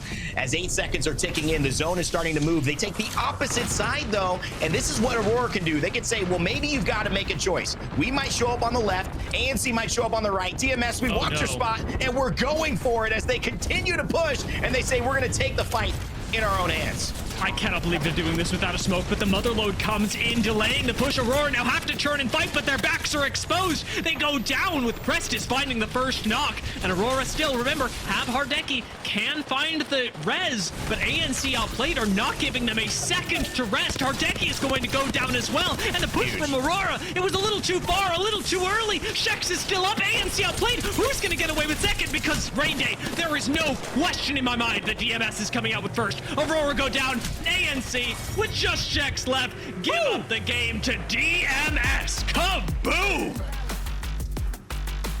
And I love how we ended that one on automatopoeia as well, because that needed some emphatic finishing just to showcase how strong of an end zone that was from DMS. Prestis, Taskmaster, and Ozzus. Man, that was a masterclass in it. They put both of those teams against each other. They didn't get overly aggressive. We've actually seen this zone a couple of times in our split before, and it's a difficult spot to fight that team on that rock side. And I think that ultimately, though, when you're given a zone like that, the measure of a team is how well do you take advantage of it. And for me, that's a great sign from DMS being on their game today, Dia, being able to grab a win with two great teams who were definitely going for it and doing everything that they could, not able to push past their solid defense. Really smart use of the motherload. I credit where it's due. Using fuse is incredibly difficult, but you've also got pretty quick uptime, and I expect a couple of ultimate accelerants because we saw it used quite a few times in the last couple of zones. Recognizing how important that tool can be to stop a push no matter what, DMS do not waste it early to dissuade Aurora. Instead, they save it until Aurora can no longer even retreat back to their previous position, and that was really impressive from them. They navigated Climatizer fantastically, and I have too many good things to say about this team. DMS really navigated that end game, that mid game perfectly. It goes to show too, DMS starting in Climatizer, it finishing so close to Climatizer, there is an advantage in some ways that we see could be possible with those types of zone finishes. But we've also seen it go the other way. So it's really hard to say what's what. There's pretty much no guarantee, even if you start in zone, that you will make it to top 3, but you certainly feel like you're given the best chance possible. And that's what, again, I'll reiterate, DMS had some cards go their way, but they played their hand perfectly, and that results in a 22-point game. Massive stuff from them. ANC outplayed again. Maybe the bigger story, though, because that is 2 top 3s in a row, and now it's a top 2. So that is fantastic stuff from them. Aurora, we expect this 12 points. Cybercats as well show up, have a good day in Eternal. They were in the mix yesterday as well in a lot of final zones too, with Nessie showing up, rounding out our top 10. But Dia, bottom 10, a few teams in there that are surprised.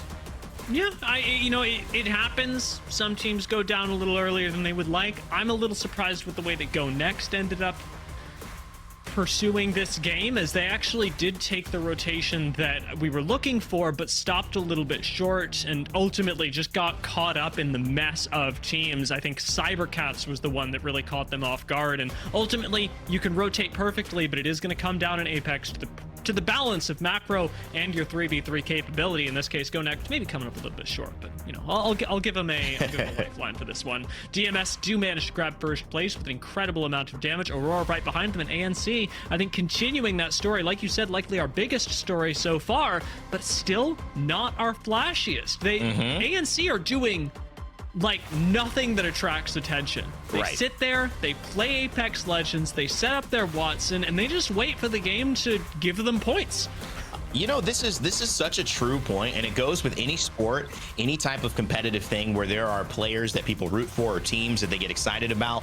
ANC Outplayed, while they are our first place team in this lobby, you are right, don't have that necessary flash where you see these huge moments. We talked maybe even more hype about Alliance, and while they did get 6 points, which is good for a 14th place, that's a 7 points, excuse me, 6 kills, they're nowhere even in the top 10. So you look at what actually works in Apex Legends, you've got very different styles. They may not be as flashy, Dia, but they certainly are getting the results that we expect from a high-performing team.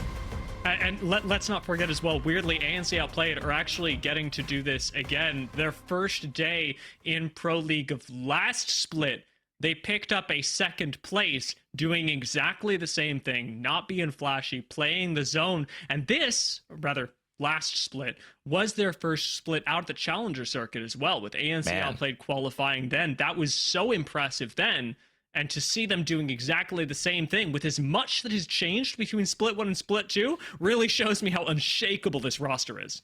Well, Willem, Andy Jax, and Shex ready to go. 2 games, 2 top 3s, and a dub. Can they continue on?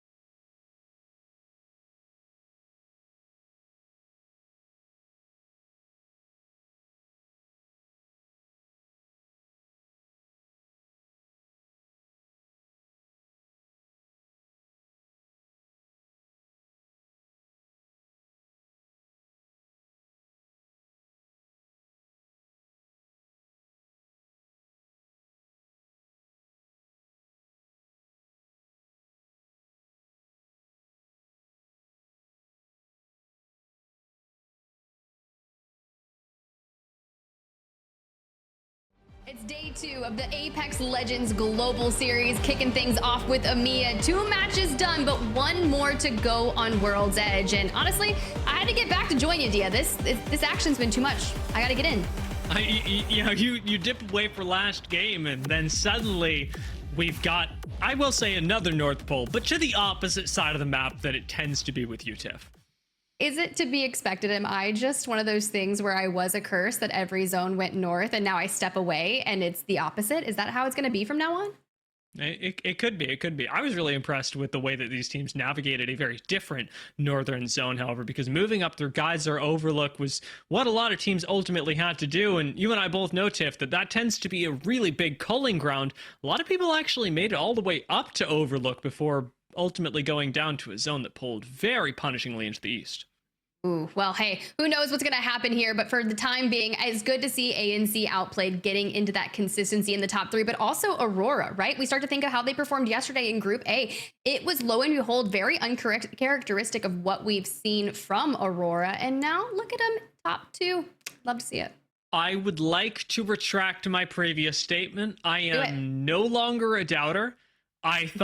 I really thought in my heart of hearts that Aurora playing out of Geyser was not going to be good for them. And I have no more to say about that. I was wrong, and I admit it. Aurora, pick Geyser whatever you want. I just want to hear the one line where you started with I was. I just want that one really quick. Aurora, I was wrong. You have done I didn't need to start with Aurora. It was just the fact that, Dia, you are almost never wrong. So I really do enjoy hearing it when you have to say it and kind of own up for yourself, because you are so impressive. But at the end of the day, you know, I'm lying in wait while we kind of get that match number 3 geared up and ready for you guys. The one thing I noticed, yes, we're talking about DMS Esports, right? That former Red Dragon roster that got signed. Taskmaster, he used to play on with Impulse and Oirein, right? Yeah. Mm-hmm. Yes, and to see them coming in from the qualifiers, locking it down and performing so well to grab that win. There's something to be said about that. Yeah, I mean, very impressive stuff from them. I would be shocked if people were still underestimating DMS with how incredible they had performed.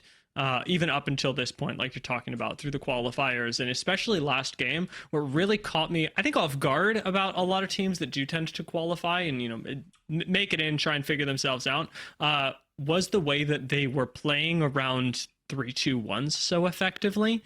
That's a lot of coordination for a team to have, and while things like Challenger Circuit do push you to the next level in terms of how well you're able to team fight, a lot of times Challenger Circuit teams will end up prioritizing things like how well individually they can play rather than how well they can coordinate as a team. And so the fact that 3-2-1s were such a big part of DMS's game plan and Climatizer is an outlier when it comes to teams that are new to Pro League. Although, as you say, the players might not be, the team as a whole is. I think that's a very strong point that not a lot of people actually think about. Because when we talk about it, we always talk about, in general, Challenger Circuit and how you at home, if you're watching all this action, you can get in on it by playing in some of those. But the biggest difference maker when you go to level up and you play in the ALGS is that synergy that you just mentioned. So to bring that up, to really showcase that and see it here on main broadcast is something that is to behold, of course. But now, granted, last map on World's Edge, a lot of our teams getting their first look at the POI draft when it comes to ALGS. This is not scrims, of course, right? Yeah, they've been practicing it, but for now to see how it actually plays out on regular game day, it's been quite interesting. You had your qualms about, you know, the whole geyser thing, but also the Nasky Lava Siphon. It's been working out for them so far. However, I say that they're in 16th place coming into the final World's Edge map from such a stellar POI. Yeah, I think that the important thing to keep track of here with 07 is that it's really not their early game that is a problem. It is their mid game where they are just not quite nailing where they need to be, which is surprising given a team that comes from Siphon. However, also, I mean, when we think about their LAN performance and even in groups leading up to that, a lot of 07's power was around the fact that they could 3v3 you and kill you, and they were doing that immediately at the start of the game. That not really nearly as rewarded with the new system, and it's leaving 07 and likely their fans a little bit empty-handed despite their clear team fighting prowess.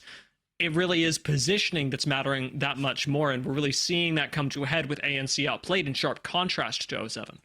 And I think that's a stellar point, right? ANC outplayed. Their positioning has been so dynamic and very much in those end games, setting themselves up in the beginning to be able to make a play for that. And honestly, I'd love to go ahead and pull up some statistics between DMS and ANC outplayed in that particular match. Because yet again, ANC outplayed, walking away with another top 2 finish. But the difference making here is DMS. Yes, they grabbed 10 eliminations, which at the end of the day, if you're reaching north of 20 points in any given map, that is fantastic to start things off with. Yeah, I mean, this is really good for both teams, but DMS landing over by Climatizer does get the slight edge, and I'll say especially in this particular end zone, a pretty large one. Had this pulled a little bit closer towards Overlook, ANC outplayed's position wouldn't really have changed. They likely still would have picked up second, maybe even first, but DMS would have had a much more difficult time having to take the fight to Aurora as opposed to being able to rotate northeast and have the fight come to them. Very different games decided by maybe 50 to 100 meters of a delta in endgame zones. It's quite interesting. And then we start to think back that mid game, right? I know Rain Day, that was kind of his first iteration on seeing Alter for Alliance. Hackis locking that in, but the way that they've been playing it, yeah, they're coming in 12th place going into their last World's Edge map. Now, think back to Split 1. They ended in 14th place. So we're already making moves here, but that's not where they're going to want to be. We saw Hackis on Scrim slaying it out with the Altar and even clutch up in that fight on Bridge outside of Epicenter. But do you think that there is something left to be desired or something they could tweak, or is it just more of a rotational thing and not actually their legend comp in the mix here? I'm still giving their legend comp benefit of the doubt. I think they used it really well in the fight over by Epicenter. I think their problem was, like you say, exiting it. Alter doesn't really give you the mobility that you'd expect from other legends like her, especially contrasting her with something like Wraith or Valkyrie that actually fit into the same category. And so I don't think this was a bad move from Reliance. In fact, I think a lot of teams running that same composition or even a different one in that same place go down without getting the KP. This was a best case scenario for Alliance, and I think that they're playing really well. I think they're making Alter look really good, and it's just a matter of them continuing to roll the dice till they get the pop-off game. Roll that dice further, because they do typically scrim on that same legend composition, whether it's World's Edge or Stormpoint. So to see them lock it in, and it makes sense for Hackis. And I love that you kind of talk about the other legends that are similar, Wraith, right? But Hackis is the one that previously is known to experiment with other legends, such as Ashe per se, right? Same kind of portal utilization. And I think history serves me correctly. He was the one that would lock in Wraith back in the day. So very on brand for Hackis. Yeah, I mean, he's, of course, looked really good. I am glad that we're seeing a portal-based, void-based legend still work, at least in some way for him. I think it's a lot better of a fit than something like the Ashe would be. And so we'll see what this looks like. I do still think that there's a lot to be critiqued in terms of Alter and what she brings, or rather doesn't bring, to team mobility. Even as we've seen good uses of the Void Nexus, you do have to pair it with Watson. Control of legends are essential. I don't know, I've got so much to say about it. So much to say. Dia and I could literally run a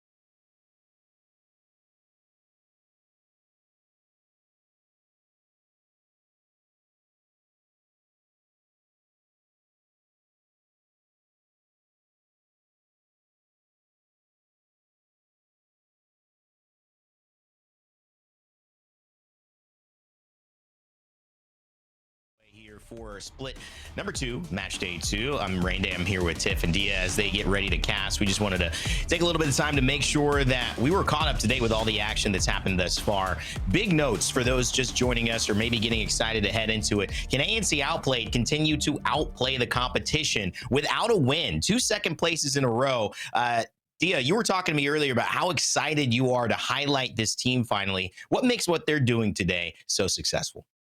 I don't think, weirdly, that it's much different than what they were doing last split that makes them so successful. Although, I will make an important caveat here that I think it's much more geared towards the early split when teams are still figuring each other out. ANC Outplayed's playstyle doesn't actually change that much throughout the split. They still are very zone-oriented, and right now, they get to take advantage of a lot of the growing pains, the early chaos of the split. They still will look good later, but you'll notice that they're not really taking a lot of 3v3s, and that in the later part of the season can punish them. I think last split they ended around 17th overall, which is good, which actually for a lot of teams is great. Your top half. However, in the larger scheme of things, you do want to be getting a few placements higher if you're going to land, and that is something ANC Outplayed can work on despite their early success.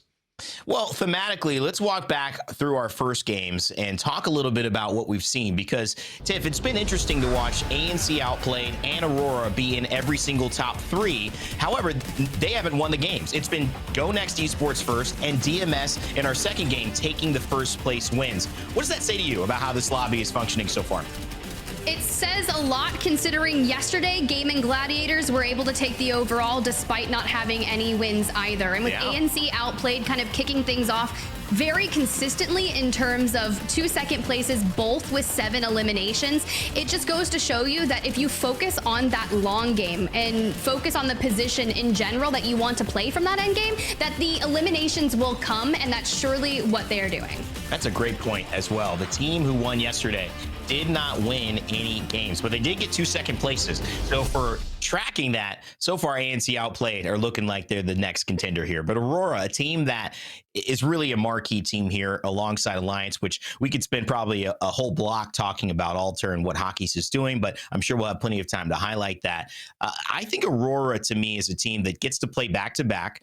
They played yesterday. They had a pretty lackluster day. I'm looking at it right now. They came in 9th place. So that's not what we expect from Aurora. Dia, expand on what the impact is of a team like this just in this region, because they are a favorite. They're people, they're kind of raised above the rest in terms of what the expectations are. So starting off like this, unlike Falcons maybe in North America, it's not the strongest start. Maybe a little something to prove here today. Very well could be. I mean, I think that Aurora are a team that push the region to be better at fighting and not just at holding down spots. I think Alliance do a really similar thing. And it is nice that we have 2 teams that are at the top of their game that both push everyone in that direction. I do love that they also push the region to experiment, to find their own personality. When we're looking at things like the Altar and things like the Lifeline, both of which the separate teams are introducing is their edge. I think it's really healthy for EMEA to have 2 teams that are both willing to fight and willing to experiment at the top. It's also starting to look incredibly good if you name your team with the starting letter of A, because Aurora, Alliance, and ANC Outplayed, all pretty high performers. Tiff, I don't know if there's a plan there from EMEA, but we've got the 2 passions, we've got the Go Next and the Next, we've got the A's. I mean, there's a lot of similarities here in EMEA. There are, but something that I want to kind of backtrack on before we go too far is what we're looking at in particular. And I think the POI draft is the big shakeup. And I don't want to keep harping on this, but this is one of the biggest changes that we've really seen in the ALGS for the time being. And looking back at the drafts yesterday, just alone for Aurora, they landed Sky East. Today, we're going Geyser. Now, granted, we would look for a Sky West with them similarly because they're playing Lifeline. They want the Trials loot, right, Dia? So with Apex Warlords yesterday locking in Sky West immediately, Aurora decided, no, we're going to focus on our Stormpoint POIs. They grabbed that ever-familiar Cenote Cave. They did the same thing for ANC. They picked Cenote Cave first because they had the 11th pick, and Sky West was already taken by EXO, so what are they going to do? 8 out of 10 went to the World's Edge POI. So they grab Geyser, which if you're starting the game, 3 different maps, right, of World's Edge, and you have to locate yourself from Geyser, that makes your journey that much more difficult, in my opinion. So the POI draft just out here shaking things up. Yeah, I think it's fascinating that they've selected Geyser and are doing so well from it. A lot of that, you know, we can look at and go, well, this is a really strong fighting team, so maybe they'd succeed from anywhere. But I would doubt that, and I'm actually looking forward to not just the rest of the games today, but tomorrow when I get to go back and VOD review what Aurora are doing. Right. Because I think a lot of teams are going to be doing that as well.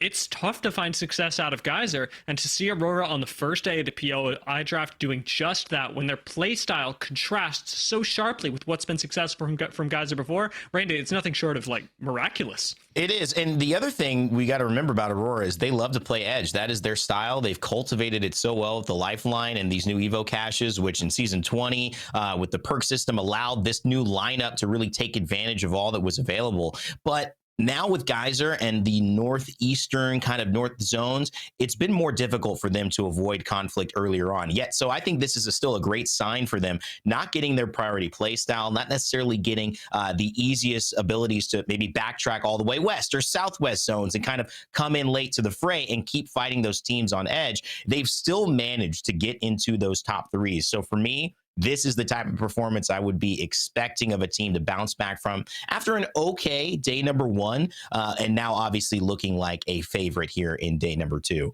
But that leads us to, as we're still getting this lobby underway, we appreciate your patience. You know, we love having a podcast, but this actually isn't our intention to do it right now, but we will keep you entertained while the games get ready to get going. Alter is a character that I've been really focused on, and it brings us back to another big name team, Alliance. Alter to me and Hockey's, why? First of all, I always love and notice that Hockey's tends to pick these characters that are on the edge, Dia, of maybe being relevant. We've seen them play Ashe in Pro League. We've seen them utilize the Rampart before people were playing it. We've seen now Alter as well. What is it about Alliance and these picks, and what do you really think Hockey's and Alter can put together here in a Pro League split? I think one of the best things about Alliance is they've got a really solid game plan outside of their legend picks. And so what Hackis is able to do by experimenting is try and find them a niche, an edge, a lot like the Lifeline for Aurora. And we've actually made that comparison before, saying, well, you know, we've got these two teams that are experimenting. And I think that the Alter... actually, in my opinion, probably not the best long-term fit for Alliance, but right now it's providing them a way to take fights that other teams aren't. Whether they actually stick with that long-term or not, I'm 50-50 on. I don't think that Alter is the greatest competitive legend right now, especially because she does rely on having a controller on her team and gets hard countered by a lot of other controller legends. Catalyst, probably one of the easiest ones for Alter to play against because you can go over the spikes, whereas with Caustic Traps, with Watson Fences, you can't really do that. And so definitely an experimental phase for Alliance. I don't think that it looks bad because they're incredibly talented outside of it, but I also don't think this actually suits them the best. Well, interestingly, and I'll leave this to you, Tiff, my mind goes to, what does Alter bring? I mean, why is Hockey's thinking of this, right? And you brought up Catalyst, Dia. It kind of sparked my mind. I want to see how you think about it, Tiff. Is it a semi-counter to Catalyst? I mean, you're holding walls, you're creating doors. Alter just goes through that pretty easily, so you don't have to worry about ever being blocked out of a spot that you want to get aggressive on. Okay, but okay, yes. So I think that's great that you're going to throw it to me, because let's go ahead and bring up the man named Tech.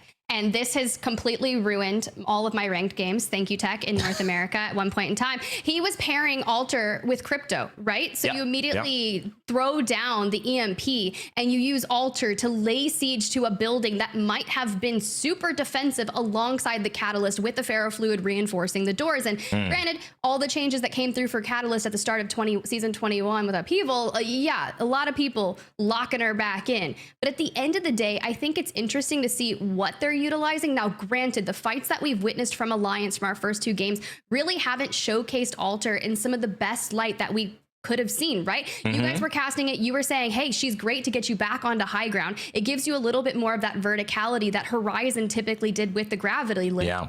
For her Q, and it's the same. That's Alter's Q, you know, the void passage. It can go multiple ways, whether you want to go through the wall, you want to go up a building, you want to do all of those things, and they lock it back in for Storm Point. Now, thinking of the high to low ground on Storm Point, we could see that come into effect a lot more there.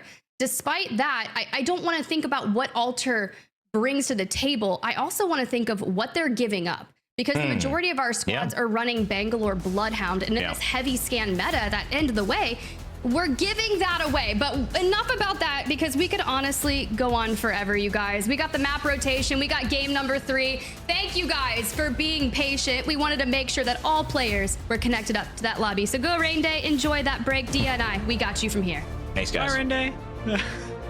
it was nice having him on for just a little while in between the games. But as we said, last game of World's Edge has been coming for quite a while now, and I do wonder what we'll get to see. We have, as is the TIFF boon, shall we say, had 2 northern zones so far, albeit in very different sides of the map, very different looks at how these teams will choose to play. So for game number 3, I'm expecting this one actually to be entirely different, but I've said that before and I have been bitten by it. So TIFF, what's your guess? You know, I honestly don't know. It would really be cool if we could get a southern zone for World's Edge. I have not seen a thermal station zone in a very long time, and when I look at the list of potential zones that we've witnessed so far in Split 2 across all regions, not a single thermal station zone has appeared. So as we kick things off with DMS over here in Climatizer, a very location that Taskmaster is experienced to playing from. Already, I mean, an incredible start, and because they've got the Evo Harvester spawning just north of them as well. I mean, this is not that far out of the way for a Climatizer team. I think it's a really good look for DMS early on. It does require that they move a little bit further to the south with this particular zone, however. And that's something we can look forward to in the next couple of minutes, as a lot of teams will be making their way over towards the mod stacks area. And DMS have the opportunity to move in through the eastern side of the ring, sort of mirroring 9 Lives out of Overlook. We'll have to see what that looks like. You're right, you got the Evo cache. We're already grabbing some of those well-needed attachments. You can see that heavy Mac ping, but let's go ahead and see where the zone is going to be going to, because we've already talked about that rotation. Will it go north? Will it go south? What's in store for some of our squads? We got to check in with that. And well, hello, 07 gifted a beneficial zone. I mean, it's kind of crazy that 07 do not have to rotate that far. And with Aurora right there, they actually might get caught off guard early. I do want to highlight, however, that some of the teams like DMS are going to be rotating, as we said, over through Overlook. This will be a similar rotation path that they took last game, and are going to have to choose. Do you go through Tunnel and maybe get cut off here? Or do you play for the high ground and these choke points? These 2 choke points that, again, are critical. In fact, all 3 of these points are critical in an endgame. Sounds like there's some action already occurring, because a lot of our squads will start collapsing on each other, whether they decide which choke point they would like to go through. And Aurora in particular will have that ring console. They'll have the survey beacon. So whatever information they'd like to gather from that survey beacon, allowing them. But next up, we talked about this, right? Those choke points outside of landslide bring them a lot of action, with ANC outplayed and 07 elsewhere. It's Cinetic already down here from next up, having to kind of focus on. There comes the Bloodhound scanned. It'll give that information straight up to Arctic, who was just looking so good in map number 1. But Zidon, you've got to be weary of the power that that man brings when it comes to the fragging potential. Arctic's almost got it, but he's getting out angled. Crossfire's coming in for him. Jay Savage is going to slide on up. Arctic almost goes down, but with the help of Nag, stays up and takes out FA Kids.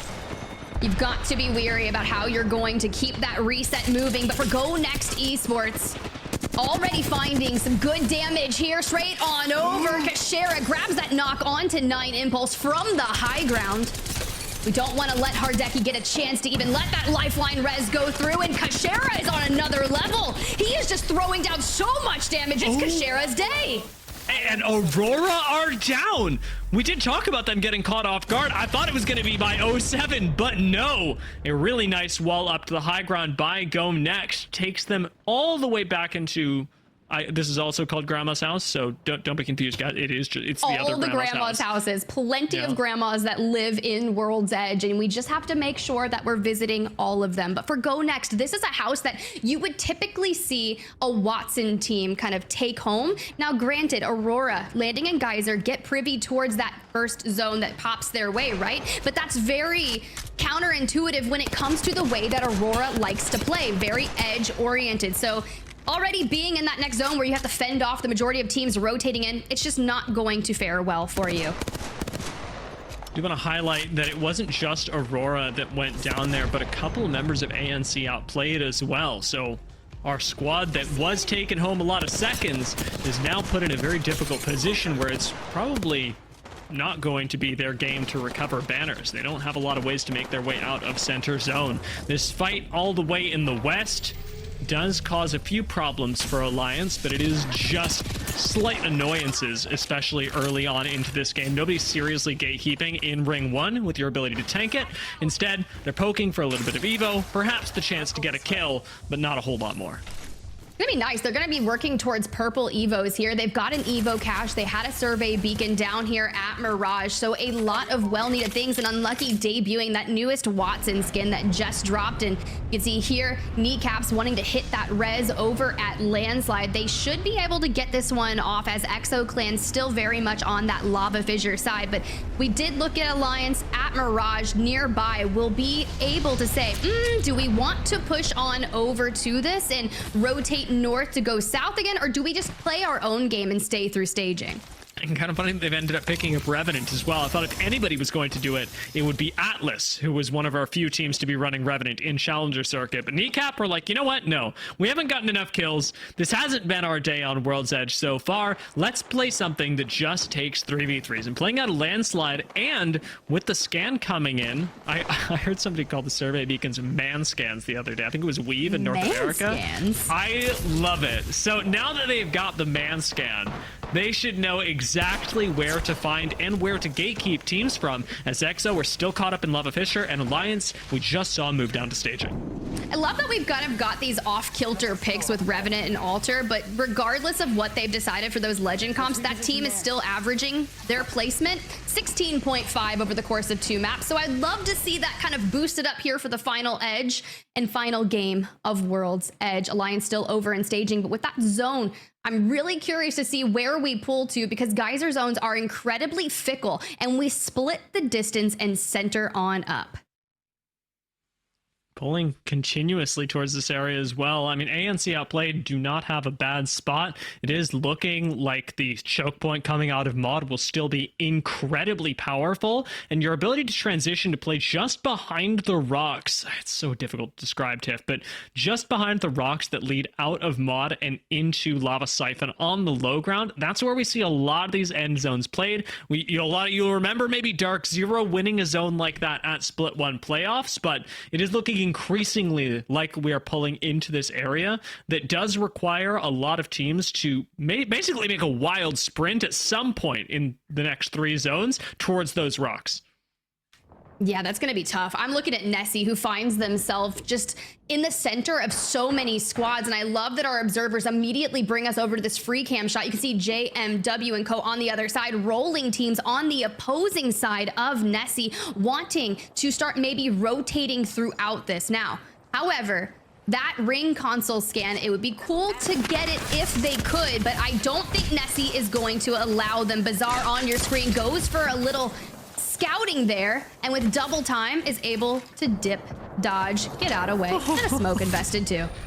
That was so ridiculously close, and rolling teams absolutely risk their game there, because if Nessie manages to find 1 kill, they get control of the choke point, no questions asked. In fact, both of these teams hold each other in a stalemate, nobody being able to move up to the checkpoint either in mod or over at the train tracks, because the other will be right behind them, mutually assured destruction in a way, because once you move up to the choke point, you can be shot at from multiple angles. So Nessie and rolling teams are going to have to resolve this before the end game. Only one of them should make it into the end game, but as of right now, with Bazaar staying alive, we'll get the chance to see who that is a little bit later. It doesn't get decided now, importantly. Well, what is decided here is that DMS is still holding the outer choke point here, playing extended from the monument area to our kind of rotating all the way towards that ring console while we leave 1 member out to left scan. Now, Navi would have been the only team that would have rotated throughout, and Cybercats, they hit the rotate through tunnel, like you had mentioned, towards the outskirts of Geyser, and are starting to rotate in here towards the low ground. They have that scan on their screen, but for now, with so many teams in the nearby vicinity, you've got to think of where Nine Lives Esports is on one of the outer buildings of Geyser. You still have Go Next in Grandma's house and Apex Warlords outside of there. Cybercats don't have a whole lot to shoot at for right now. The choke points leading into Geyser have now been transitioned. Those power points that we talked about earlier have moved into other spots over by the depths of Geyser. I do like where Cats are at, but it does require that they keep a sharp eye, not just in front of them for any kills, but behind them as well. In fact, I want to take a moment to look at that and maybe draw a little bit to illustrate exactly what I'm talking about. Cybercats do have the risk of Nessie coming in behind them. It's actually very likely that Nessie do this, in which case Cybercats or Nessie probably going to die here. Then, of course, having to transition into these rocks. The other option is for Nessie to fight rolling teams and then move into this train track, which will ultimately also move into these rocks. So this rock, really where you want to play. There is, however, one other spot, and that's where Trojan hold right now. Over where Trojan are at, they've got the opportunity to also play into the low ground. And as it looks like, as we get the next zone in the telestrator segment, we actually get to move on. I'm going to take all these away and start talking about the train tracks as well. Alliance get to play underneath them, which is so huge. Remember, Alliance have the ability to access this high ground, so they can play right here where nobody can shoot at them and still be able to make it up to high ground with Alter. That is an incredible change. It is still Nessie and rolling teams that will be playing above them. Okay, I got too excited. Let's go back to the game. No, we've got to bring it back because Nessie now have one of the most vulnerable positions, especially if rolling teams decides to encroach on that territory. They need to clear out their back, and DMS needs to get in towards that next zone. We knew they were up here in that choke point and found so much resistance trying to make it through. So they're actually going to double back and throw their attention over towards the Geyser side of things, where we knew Cybercats and Nihilize Esports are. Give them a second to prep up. We did talk about how important this cooldown, this particular cooldown, when you're running Fuse, the mother load, is so dynamic, can do so much. As they prepare for that, we've got another fight cooking. Another low ground, another PK, and Kryzen gets deleted. ExoClan has looked so solid when it comes to their mechanical skills, bringing Bryn into the mix alongside Slayers and Case Winnie, that long-form duo. Now, once you've already turned numbers over towards your advantage, it's Slayers here, running that double AR meta that we saw brought into the mix in Split 1. Withstanding the bang ult, they can just play underneath here and just focus on resetting to full health. It does seem that for the moment, Exo don't have a lot to worry about. This ring not going to close in on top of them, and teams are heavily disincentivized to drop onto low ground. However, they don't have a whole lot of ways to make the next transition super easy. There's going to be a lot of crowding on both the south and north side, and Na'Vi starts sending it in. Our other Horizons jump right into a bang ult and do appear to have a safe spot. No, but we do have the Horizon ult available. We lose out on Kinda. Trojan eliminated 15 squads up into the late stages here, and it is just chaotic because we're coming on board with Alliance. That average placement of 16.5. We're looking to improve that here. We're full sending straight onto fellow Na'Vi squad, grabbing that knock onto Matafe. This should just be Tyler left standing. The swing comes in. Yeah, you grab effect, but the remnants of Hackis and Unlucky there, they hit the trade. It's a great time to use a Void Nexus. I mean, if you can't reach all the way to your knocked member, being able to get them back is going to be massive. Rolling teams taking their fight. We knew this was going to happen up against Nessie. Bizarre gets chunked down. Might have time to pop this battery, but it's battery or a life. We'll find out which. Well, Graceful grabs that well-needed scan to give him the information on where Bizarre is, but with nearby teams being picked up on that scan, he's not going to be able to finish off rolling teams. DMS right now, the savior of that squad. They'll come in, grab the thirst, and, well, take any loot. Looks like we're grabbing Arc Stars, Phoenix Kits, and some more bats and tasks. Just one of the quickest looters. Honestly, one of the quickest shield swappers I've ever seen, and has done waves with it, so that was really nice. That'll be technically a win for Nessie, as they managed to at least outlast the competition. Third party by DMS, sort of making this a lose-lose situation for both of them. Next up, are fighting for control of Lava Siphon. Ultimately, this will turn into a lot more, as they're going to have to move south in just the next few seconds. But as Atlas go down, next up, get a chance to take a look at the competition that they will be fighting in the next few minutes.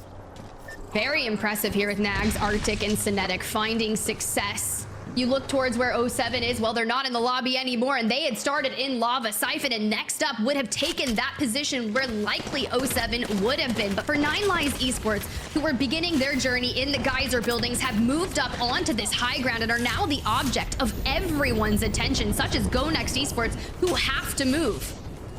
Sunlights just don't have enough cover to play with right now. Smoke's surely on cooldown. Maybe they've got one at this point. It's a solo of Cats in front of them, but Alliance are fighting Next Up for the bridge. They've got the HP gain on Nox in the Beast of the Hunt, and they just want to take all the angles. You mentioned Alliance would move in down on the low ground, but I don't know if they were ready to deal with Next Up from the height. Alliance deleted, Cybercats, ExoClan, Apex Warlords, Nessie. I feel like I'm reading a receipt over here as our lobby has just disintegrated. And that means that no one now has access to the high ground. Train tracks are really the be-all and end-all of this lobby. DMS with one of the last opportunities to actually fight Next Up for the last remaining slivers of these train carts. They're going to move up on the first one. Taskmaster needs to find an opener on DMS, or rather, on Next Up. We'll see if they can do it. In the meantime, a lone member of ANC Outplayed is looking for yet again another second place. In between all of the chaos that we're witnessing, Go Next over there on the low ground. Next Up playing from where that train track really shelters them. And you can see Shex over there just on the screen. He's vibing. Ratting in a Bloodhound meta couldn't be me.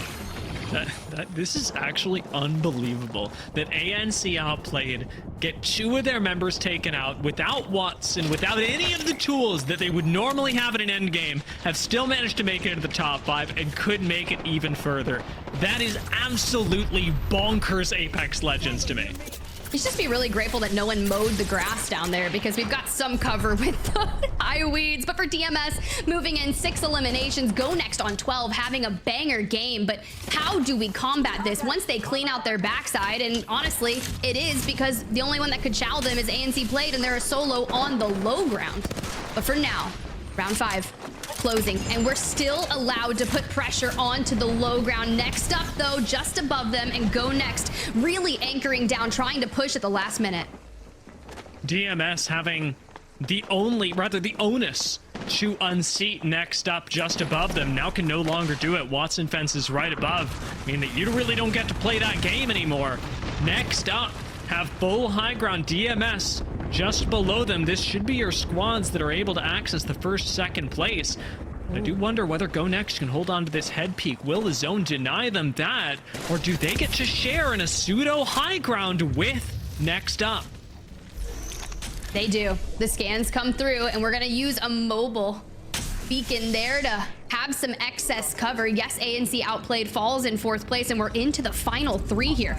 But this is going to be scary, and where I would have loved to see Alliance in the end game with the altar to use Void Passage to try and change on through all of the high and low ground areas. But for another day, we'll wait to witness this. Kai, though, longbow in hand, that's going to allow him to poke once potentially these two start fighting, but we're just waiting to see where that final circle starts to pull through. And Next Up, they drop down, use the zip to try and make a peek, but we go for ultimate low, and Arctic already throws the Jenny down. That Devo lying in wait.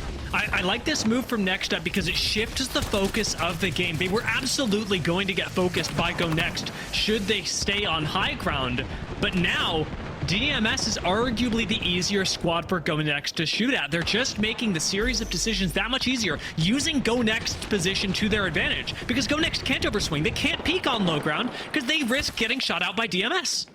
I feel like this is one of those cat memes on a snow day. It's like, what they doing over there? And Go Next is just watching, waiting to see what's going to happen. Yes, we're hearing the knuckle clusters kind of come through and maybe some pressure, but Watson's going to eat all of that regardless if they try to put that pressure down there on Next Up.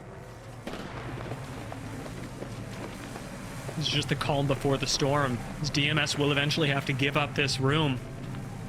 Right underneath them, Next Up have priority on Watson fences that DMS would have to drop into, but surely these two squads will fight. Surely Go Next is the team to walk away with the win here. They are well positioned for it, and it would be their 2nd win on World's Edge of the day. Right underneath them, Next Up start moving in. They don't actually find the knock on any of them. Instead, it's Prestis from DMS that goes down. That's very true. We do have Beast of the Hunt available, and from here on, the high ground last to move. Yes, the mother load comes their way, which is kind of that last-ditch effort to keep that pressure, but Kashera goes down. Something works over there, and next up, hit that rotation onto the immediate low ground. Time is of the essence, but can we get Kashera back up? It's not looking likelihood, but you can play with the knockdown. Next up, though, Cinetic has to hit that med kit before diving straight into DM. The swing with the Devo. Prestis goes back down, turns their attention on to the remaining members of the low ground. We need shield swaps. We need to be able to heal up before Go Next fully sends.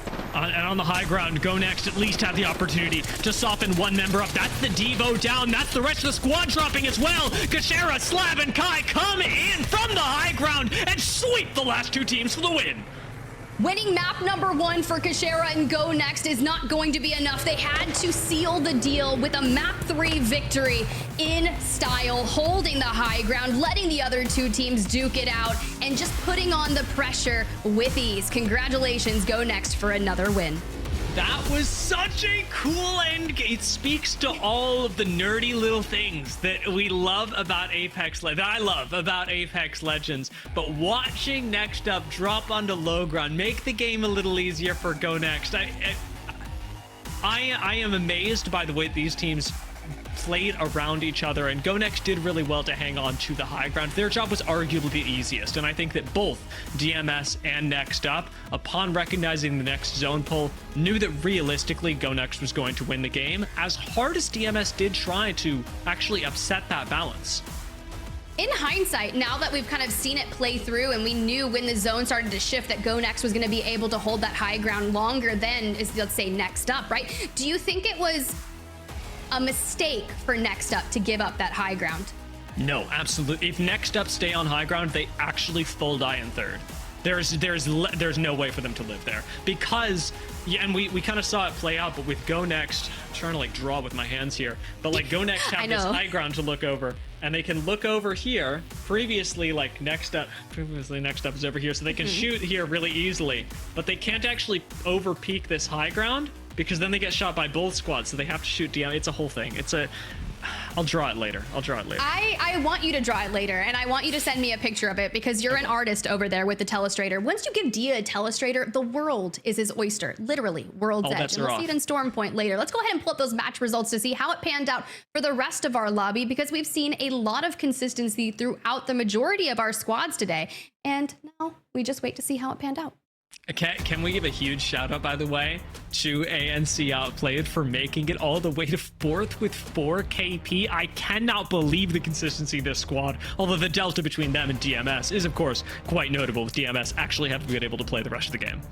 I mean, it's pretty impressive, right? A 27-point game there for Go Next Esports. I said a 20-point game was really, on average, a good one, a great one, and Next Up was able to obtain that. But Go Next takes it one step forward with that 27. You've got to see how that's going to shake up. Nessie, though, found themselves in that issue there with rolling teams early on, and should they been able to stay up and prevent the onslaught that DMS was bringing in through that choke point, maybe they could have gone further. Well, quite possibly. I mean, looking at the way that DMS played that, I am surprised that teams like Cybercats weren't able to stand in their way. But to even find Cybercats, you got to look at the bottom half of the leaderboard, because they were unable to really leverage the position that should have aged well into the zone that I was looking at initially. Playing around the rock, Cybercats would have had a much easier time should they have been able to stay alive. But this time, because they had to rotate so far south, and they were banking on essentially a no-cover rotation anyway, they not only pick up no kills because nobody else has to rotate around them, but they also don't get to live that long and ultimately find themselves in the bottom 10. You're talking about not living that long. I'm looking at Aurora landing Geyser, 07 landing Lava Siphon. It doesn't matter. You can talk all you want on the timeline, but when you get a zone that would benefit you in Lava Siphon and you go out in 20th place, that has got to feel tough. But for our series results, the teams that have remained consistent will find themselves at the top. Go Next Esports, 47 points after 3 games. Quite impressive there, Dia. Yeah, staying well ahead of the pack. DMS just 11 points behind them, with ANC Outplayed sandwiched between the two, keeping it there consistently, unshakably. As we move into Stormpoint, I can't help but wonder, because you actually brought this up at the start of the broadcast, Tiff, but whether teams are actually going to be able to play for KP in Stormpoint, and to the detriment of ANC Outplayed, because that is the one area in which they really do lack, especially when compared to other teams. They don't play aggressively. Yeah, I don't think we talked enough about that, because a lot of people went into their POI draft picks thinking, where can we win the most World's Edge maps from, and then focus on that Stormpoint KP like you mentioned. But Rain Day, we've got to get you back in here. Welcome, welcome, welcome. We got a lot of things to shake down before we move on over to Stormpoint. Yeah, and you guys hit the nail on the head with all of the intricacies of that final zone, yet again giving Go Next Esports a chance to get their second win out of 3. We were talking about ANC Outplayed. They've played a completely different style, get into top two, and then ultimately a top 4, which is incredibly efficient, and that lands them second place overall. But teams like DMS, and now especially teams like Go Next, showing the value of being able to win games. Now, they got 11th in their second game, which is, again, lacking consistency in that same way. But where does that firepower land? Kashira, we know him. He was in the middle of that play that ended up turning into Hal comes down from the heavens. It could have easily been Kashira comes from the other side of the rock and kills Hal. Wouldn't have been as epic of a call, I think, but I do, however, feel that he's somebody who knows how to win games when it matters. That's an important element to remember for Go Next. And I know somebody who's keyed in on important elements to win games, or at least to win match days. In fact, he won match day number 1 yesterday. We've got a very special guest to help break down the action. It is Luca Andena, otherwise known as Luke, the coach of Gaming Gladiators. Luca, it's great to have you here on the broadcast, and congratulations on winning yesterday. Thank you very much. It's very nice to be here, and thank you for having me. Yeah. Well, you know that let's go to it, because having us, Gaming Gladiators, you guys are previously Omit. You've got new representation heading into this split. How has it been prepping for split 2? And as a coach, what has it been like knowing all of the changes happening just from a roster and org perspective, and then also the POI draft? How have you handled that and managed to come out with a win in the first day?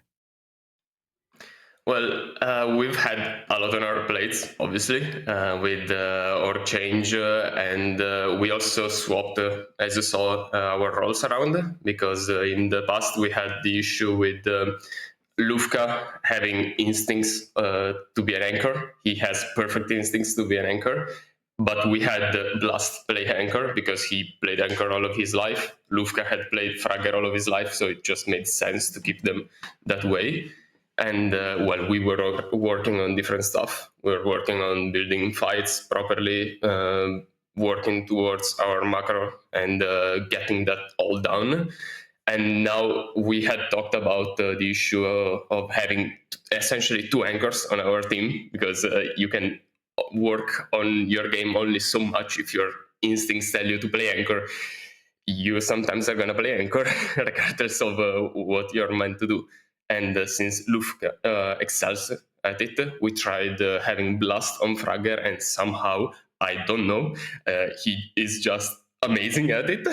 He was good at it immediately. I don't know. I cannot explain it. I don't understand it. Nobody does, but he's just being amazing. And so we are adapting to it. We are still not on top performance. We are still not done learning, because obviously not much time. And then the draft came. And so we've had to prepare for how to draft, which PS to draft, how to handle teams drafting around us, tendencies. Blacklist International, for example, changing all their tendencies on draft day and definitely not throwing us off. It was definitely a pleasure to see them completely change everything they had done up until that point. I definitely enjoyed it. And but we've been preparing pretty well towards it, and it's not been an issue. It's actually been pretty fun. I love that. I love that. You gave us a lot of information, so thank you so much for that. I want to take it just a little bit deeper when it comes to that POI draft in particular, right? You guys came into your match 1 day with 19th and 22nd pick, which in my opinion, picking bottom tier, right? You kind of come back with that snake draft to grab your second POI. But in split 1, you guys go Zeus Station, launch site, typically, right? You were able to get launch site for World's Edge, but you switched things up and you grabbed Echo, which is as almost far south as you could go for Stormpoint. And you get, what, 2 to 3 days to make any necessary arrangements in terms of your macro rotation gameplay? Kind of talk me more through how you guys prep to go with that. Okay, so in our mind, we know that we are good enough to where we can pretty much play the vast majority of the POIs and succeed with them. And so picking Echo at 21st instead of maybe something more close to our Zeus of what we are familiar with just made sense because Echo is so strong. It's unbelievable. You just have everything in your pockets. You have kitted guns, you have heals, you have a car to move around. And with how zones have been going a lot towards the south in Stormpoint, you get to sit in zone essentially with 4 bats each and kitted guns, just AFK until the end of the game, pick up 3 points. And it's just too good of a PI to leave it there just for what comfort, when we can just push it a little further, spend that extra hour studying who is around us, how to move based on what they're doing, and just excel on an amazing PI. Now, we started things off talking about the early game. I'm going to pull a sharp left turn and bring us right into the end games because I want to get your opinion on what happened during these first 3 final circles. So we'll start off with game 1. This was GoNext's first victory, and you got to see how it happened. What was the most important part of the game, perhaps leading up to this end circle for you? Well, I was expecting, honestly, whoever came out of the choke towards the landslide to win the game, because it just made sense in my mind, because whoever comes out of there realistically has red armors, probably, and kitted guns, because you're gonna kill 2, maybe 3 teams on average, and you're gonna have all the heals in the world, you're gonna have the best guns, you're gonna have armors, and you're gonna have height above everyone. So it just made sense. But instead, as usual, Kashera finds a way to live. Like I feel like a lot of people like to say that Kashera cannot fight, Kashera cannot shoot. And while he's certainly not known for his mechanics, like he has gotten third at LAN, not randomly. Like he's an amazing player. He knows how to stay alive. He knows how to get to end game. He knows how to play the game. And so I'm pretty sure he came from south, and he, like, with Slab and Kaishi, there's nothing anyone could have done there, realistically. Yeah, I mean, we really got to see how good Kashera is at fighting. Last game didn't really demonstrate that nearly as much, although, granted, he still did get to fight because of the high ground advantage that they had. But how do you even navigate a zone like this that pulls so far south, especially when a lot of people are planning to have this come basically right next to Geyser? Well, it's, again, the magic of Kashera. There's no other way to put it, realistically. This zone should have, like, realistically, either Nessie or Rolling Teams should have won this zone, because they should have both realized early this is a very easy zone to call. It's either gonna go towards them or it's gonna go towards what you called Grandma to the north. So you can immediately say, okay, I'm gonna fight this team between Mod and Truck. You fight the team, even if the fight seems scary, because it obviously is not a fight that's easy. But you just have to take it. So you level up your armors, you level up your loot, and then you are able to hold teams out, and you are gonna control the height. I got distracted because I had to fix some technical issues. I didn't really see how Taskmaster's team lost control of the height, but say that I had kept it, we probably would have seen a different winner that game. Well, Luke, it's so great to hear from you. Your analytical mind for the game clearly has put you and Gaming Gladiators in a position to win. Keep it up. It's been a pleasure. Thank you for all of that really heavy and deep analysis. I'm sure we'll be playing that back again just to learn more and more from all of the thoughts here as a coach. Congratulations on your win, and thank you so much for joining us on Halftime. Thank you very much. All right, Gaming Gladiators head coach there, Luke. Dia, great job. You've casted like 3 in a row. We're going to send you on a break. Tiff and I are going to take this next one as we get ready to go into game 4. Thank you for everything. And Tiff, as we transition now into you and me starting this cast and obviously switching over into Stormpoint, it's going to be a big deal because these teams now, like you have so aptly mentioned in terms of their choices, their picks, how do they capitalize now on Stormpoint? A lot of teams prioritize this map and need results here, especially since we've seen 3 top contenders, DMS, ANC, Outplayed, and Go Next, really take the top of the charts and kind of separate themselves from the pack. Yeah, you've got to do exactly that. And if you maybe didn't have the best performance on World's Edge, I'm looking at teams like 07, like Eternal, Rolling Teams, Atlas, Free Agent Kids. Like, these are the times for you to kind of start off strong, since this will be the first time we're witnessing Group C here on Stormpoint. So a lot of those teams, we didn't even get to look at the flyby where some of our squads are going to be landing. Torosian, their first pick, they locked in the mill. That was the first picked POI for Stormpoint. Lightning Rod from 07 right off the rip. That's going to force Alliance to go take something else, and they're going Stormcatcher, which is relatively, you know, a similar rotation for them. And it's interesting that you bring this up. Also, by the way, maybe first wingman I have seen some. Oh, he drops it again. What's going on? I love the wingman. Pro's not using it. It has not come back. In many ways, maybe they're just trying not to get it nerfed again so that they can keep it in the game and not get vaulted. But ultimately, I do think that the way that we've approached the POI draft, it's been different from each team. Some teams have actively said, you know, we feel like we're weak on World's Edge. RKN mentioned that in the halftime approach yesterday. So we're just going to pick the best thing we can on World's Edge to try to counterbalance my weakness in IGLing on that map. Whereas Nasky feels pretty confident in being able to do pretty much any zone pick, but clearly they have prioritized Stormpoint, where they use their second pick to be able to grab it on Lightning Rod. My question is, Tiff, you know, with 5 points after 3 on World's Edge, knowing that it was like what their 38th, you know, the 38th choice, does that get into your head a little bit? Do you start to almost expect those results? Things aren't going well. Game 1, game 2. Well, this is our 38th pick.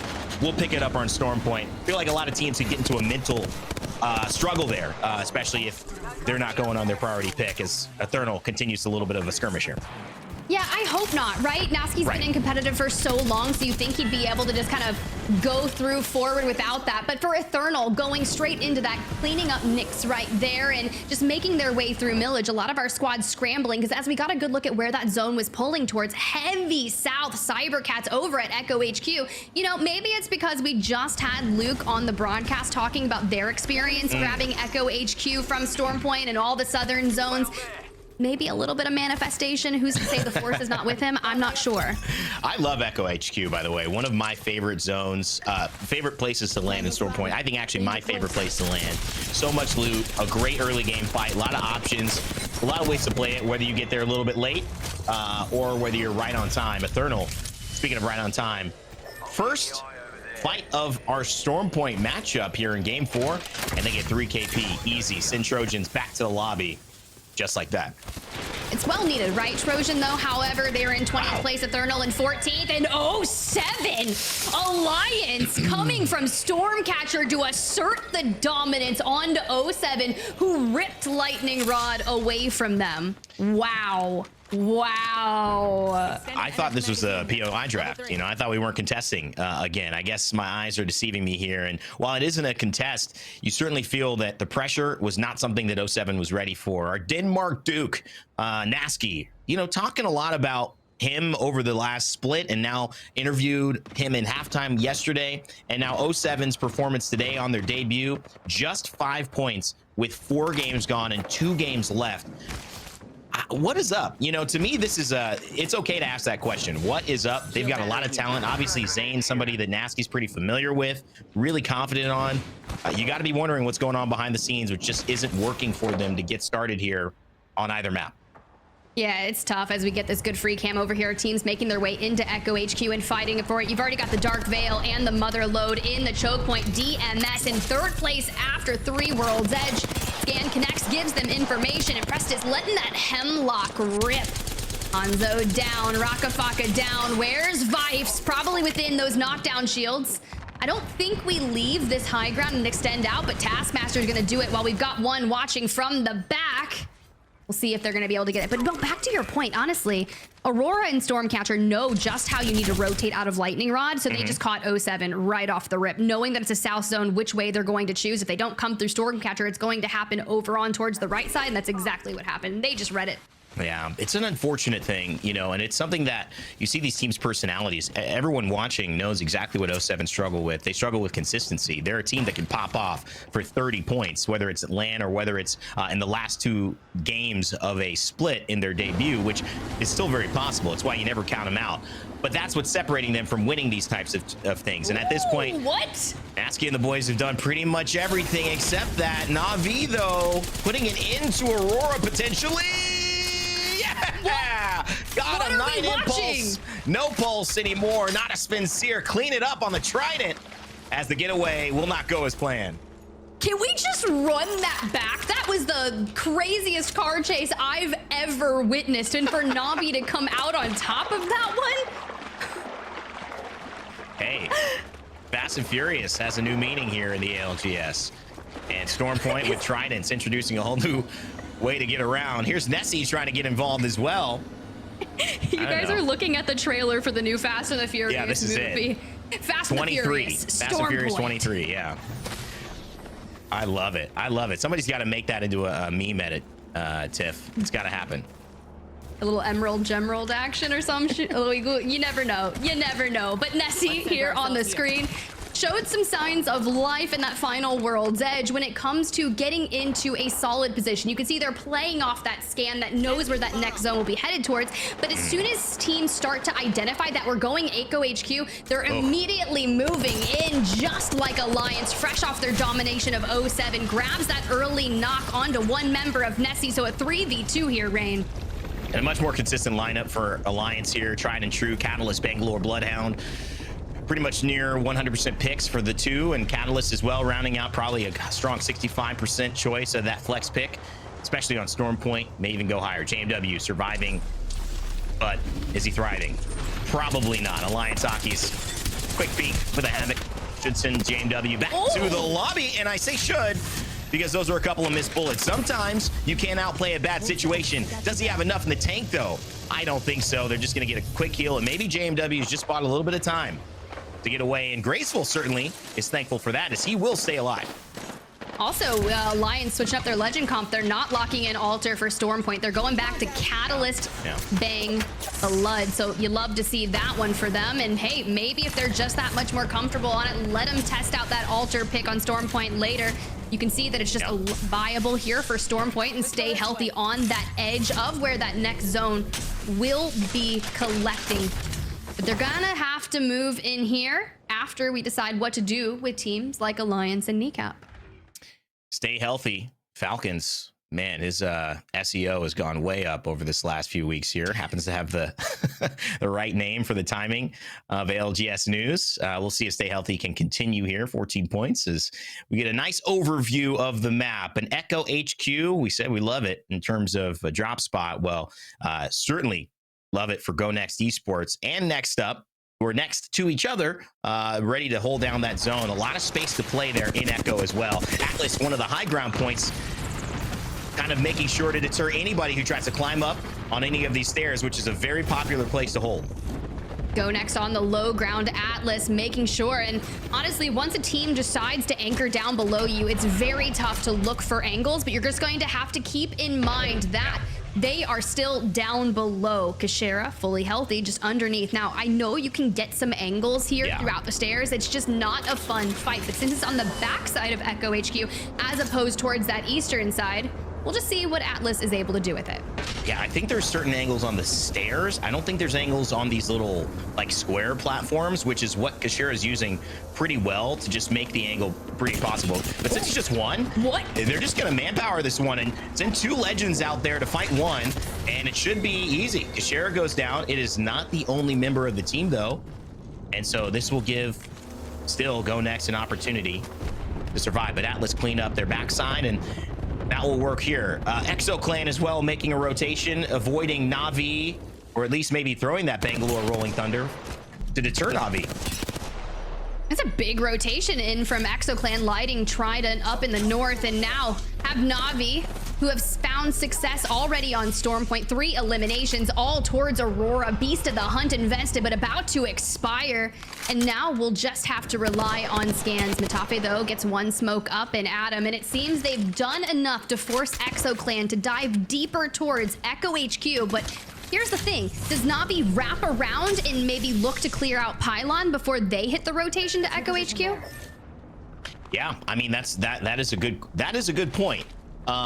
You know, Stormpoint for me, and I know Tiff and anyone who's watched and played this game, there's a lot of options in some ways on how to rotate, but in many ways there aren't. It's a difficult map to get a read on, especially once you've hit this point where a lot of teams are set up, because while there's so much space, certain high ground areas that you hold just mean that if you try to do anything except the Valk or an evac, you're pretty much just sitting in the water. So whether you have your Catalyst ultimate is going to be a big deal. Bangalore ultimates as well, on if you feel like you can make that rotation at least at the right time. We know Na'Vi just spent theirs, so may just be patiently waiting here until they get some more utility, because it is a bit dangerous. Speaking of dangerous, I'm looking at Nine Lives Esports playing that high ground over there, anchored in from where that zone has centered up. This is going to make the great collapse of Echo HQ even more scary. When it comes to terms, Cybercats, they land in Echo HQ. They've been here since the beginning, and next up joined them. Now, there's going to be a lot of poke and shove over there, and for Na'Vi, looking to hit that evac tower outside of Echo HQ, they're going to have to choose, despite where are we headed. We're extending out to play the cliffs, maybe this fence line on the outskirts, and they get tagged up, but relatively free. And I love that Tyler preemptively pulls out the black hole, saying, do we need to put pressure on this, and kind of backs away, scans straight into Echo HQ, so they know they've got that information should it be available. But Vife's last standing. I think Matafe, once you kind of get the information that it's a solo, you might just go ahead and look to clear it out. Yeah, it's a tough spot for Na'Vi, but they're going to clean up Vifes and at least deal with 1 threat. This is not the best place to win this game usually, but right now, if you could just continue to look, what is it, north, I guess, if he turns completely around, and make sure nobody wraps around that other side, which every team is going to be trying to do, unfortunately, you're going to be able to at least, you know, survive as long as you can hold that down. Now, the question is, can you hold that down? It may not be easier, maybe easier said than done for Na'Vi. So keep an eye on them, because they are kind of in the middle of traffic. Maybe if they could take up next up in Cybercats, who are holding the space there, they'll be able to find it. But Kneecap, let's go over with them. They're on the other side of the map. They're one of the teams that could rotate in, but they've got to get past this initial fight here going on. Tolkien running the Revenant, and he's got his ultimate still to be able to survive this, but it's an onslaught, Tiff. What fight? There's just 7 nades. That is the fight. We're like, all right, here's 3 arc stars. Anyone got any frags? Okay, let's throw those down. They're gonna get 1 knock. And Zeri, you can see looking for that angle. Apex Warlords bring in some action to them. Now, once you've already done that much damage towards that team, it's going to be tough for them to hit that regain. But FA Kids, they make their way in from Pylon side of things and land. But look how much damage we're taking. Once you make that play towards too late on this southern zone, this is exactly what's going to happen, because they land between Stay Healthy, Kneecap, rolling teams, and even Na'Vi could take angles if they really wanted to. I'm just not sure what you could hold this with. I mean, not really even a Watson is available without some type of secondary cover. Maybe if you grab a Trident and you drive it up there and hold, because Alliance, you could see Apex Warlords and 9 Bongo, Maxi, Bambino, they all have angles onto that spot where FA Kids are trying to hold. And also FA Kids, if they start moving forward, are going to be forced into Natus Vincere on the other side. Now, this is starting to look interesting for our Echo teams because Go Next Esports, they're planning for this pull south. But Tiff, it doesn't go as south as they're expecting. So they're going to have to move in. And in fact, the team, like you see there, we were just talking about, not really having enough cover. And that should be the end of FA Kids.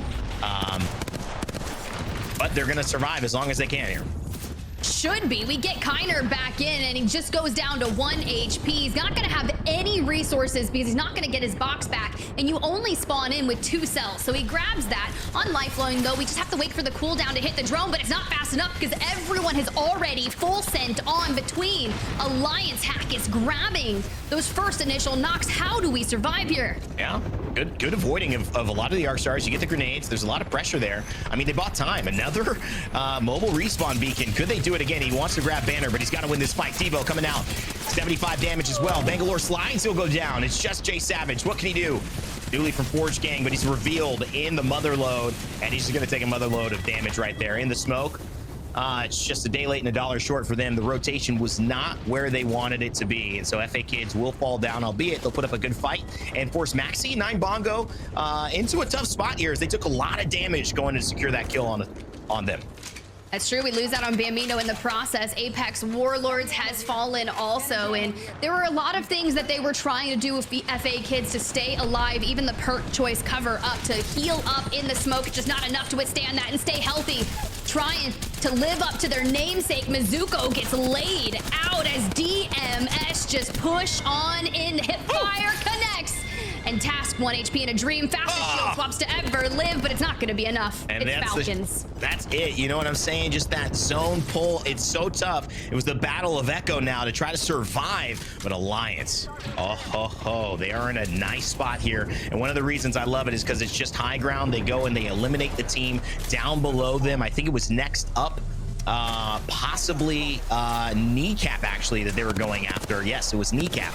And so now they've cleared out their backside. They're the only team on the northern side of this zone, and they can walk straight in. However, it's the top 3 faster than we would have expected. Tiff, 8 teams died in a matter of a minute, and it sets up a rolling teams and not a Svenseer who may get out of that fray because of a nice pull and Alliance.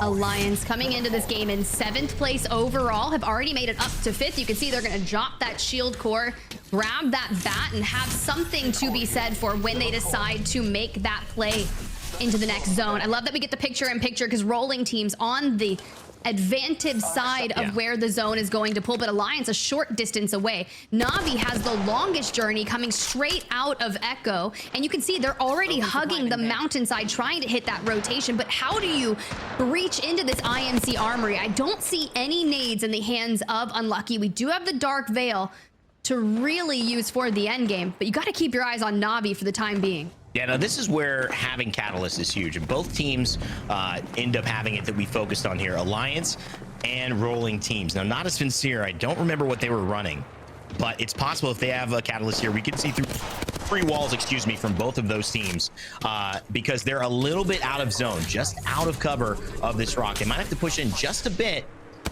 and Unlucky, of course, trying to make things as hard as possible for Na'Vi. They may just have to go a Rolling Thunder, trying to get Alliance some pressure on and move in towards the building.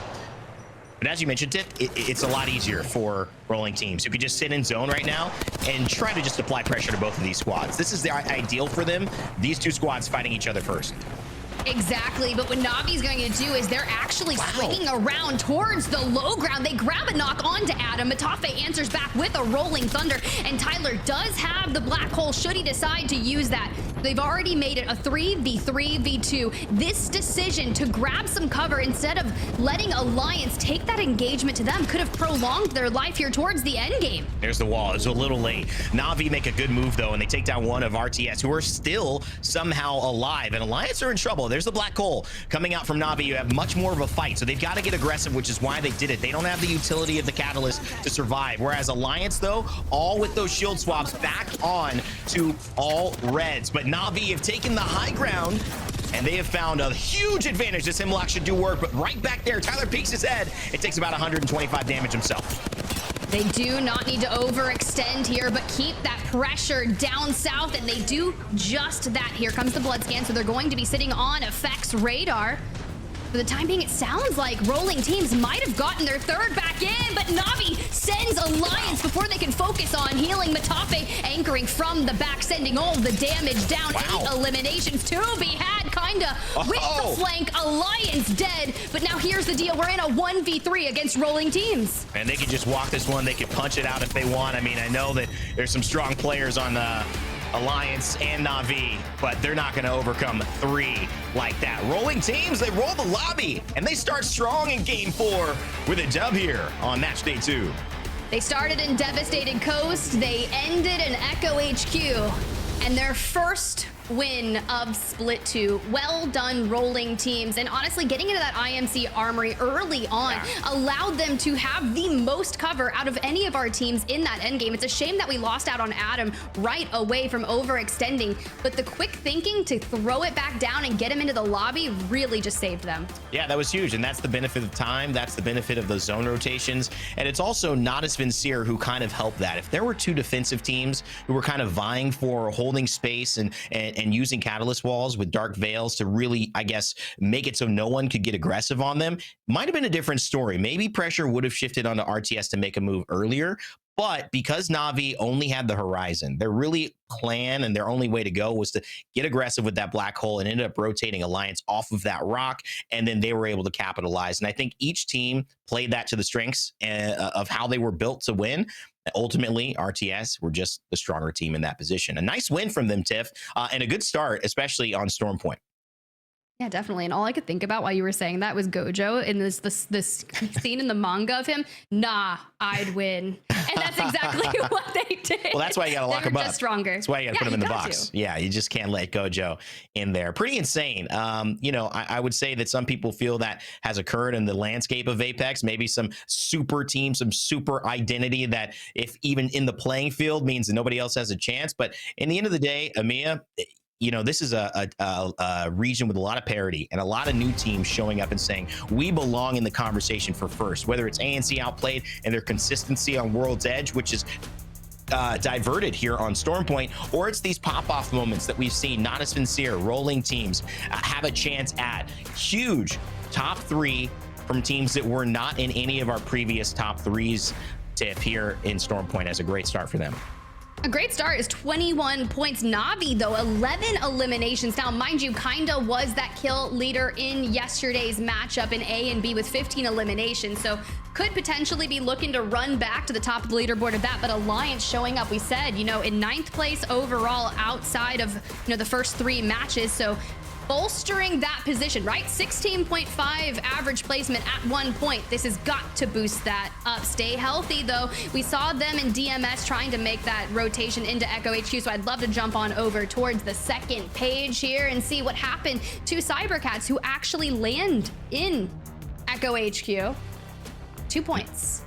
Big story is Aurora ANC outplayed in 07 with 0 points, as well as ExoClan, all top performers in World's Edge outside of 07. But when you look at our top 3 teams, well, one of the things that stands out to me is Alliance definitely picking it up, even on their lesser selection for their map. But I think also when you consider that not as Vincere, formerly Vexed, this team with Matafe, now with Tyler FPS and kinda holding it down as that secondary duo, really has always thrived on Storm Point and in this chaos. And Tiff, this game was a lot more chaotic than we saw in World's Edge. People started fighting, and it feels like the action never stopped from 20 teams all the way down to 1. I mean, a lot of that started with Alliance taking down 07 on that rotation down out of Lightning Rod, but how it panned out, Go Next Esports. A lot of hype from Luke there on that halftime for Kashera, and is already here with 52 total points, a tie for second and third place between some of our really consistent teams in terms of DMS and ANC outplayed. But next up, Navi starting to make waves up there, Raid Day. Well, that's how it stands after now. Teams who are winning, well, they're getting themselves to the top per usual, but we've had some real strong, consistent performances across all of our teams in EMEA, so it's really anybody's game with 2 games left to go. You and Dia will be casting those, but before we do, if you want to check out any different perspectives from our main broadcast or all of the amazing co-streams that we've got going on, check out faceit.com/watch. That way you can hear your team's rotation, their comms, see how their POI draft is working for them in in Split 2 on match day 2 and give yourself the experience of watching the ALGS that you prefer. I'm Rain Day, that's Tiff. We'll be right back with some more action here as Game 5 and 6 coming your way.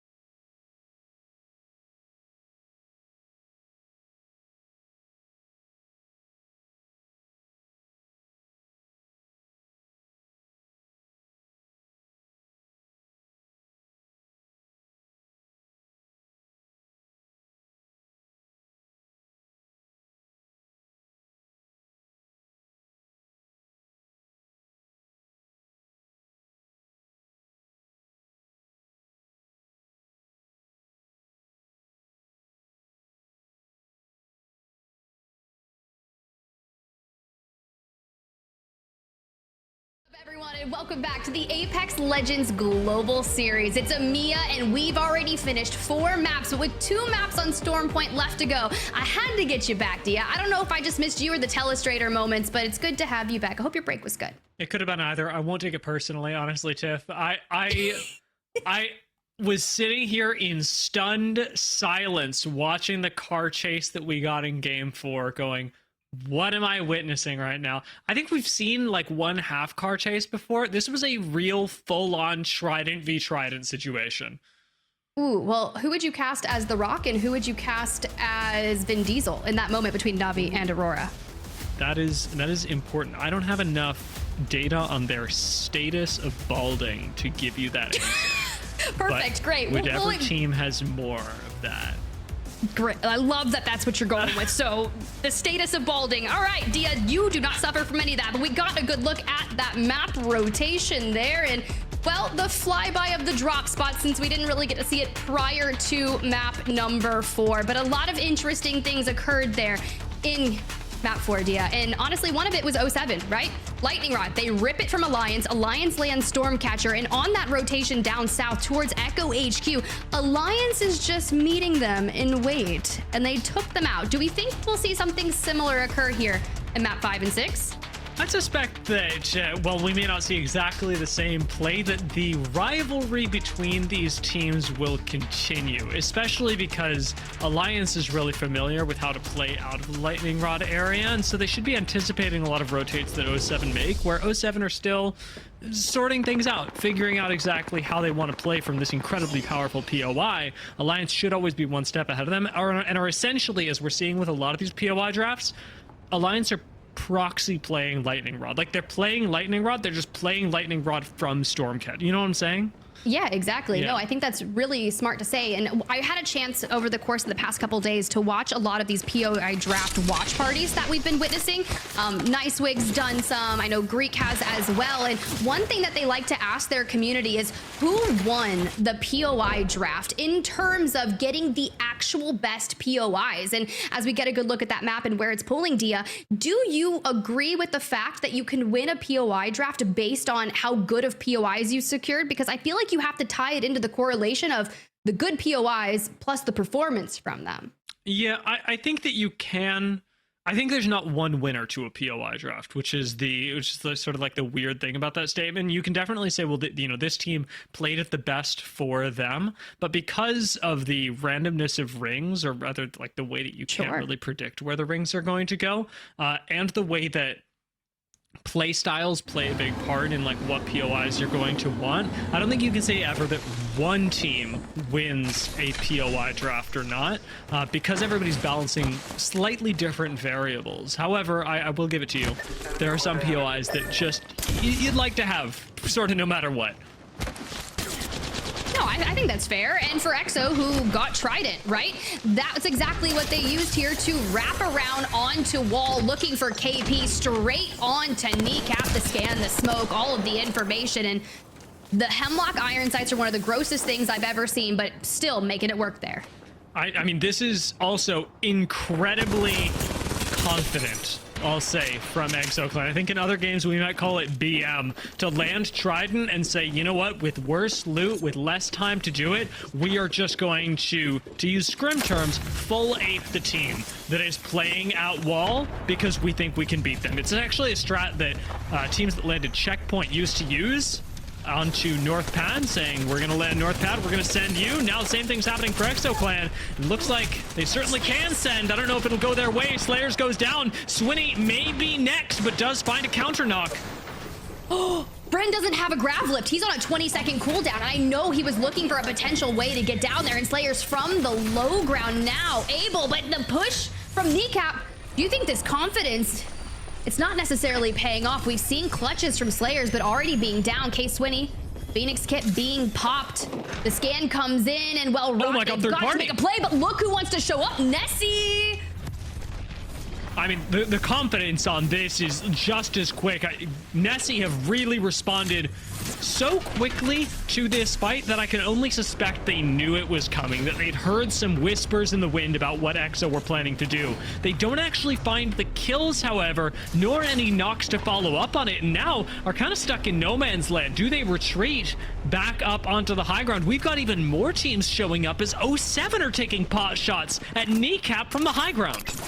Oh, that's tough. Kryzen may have went down on that initial bout, but they get him back in thanks to the beacon there at wall. And I think this is where Nessie just invests the nades and says, maybe, just maybe, we don't want to push in yet. Once you realize that 07 is rotated out of Lightning Rod all the way throughout here to join in on the fray, I think you just call it a day.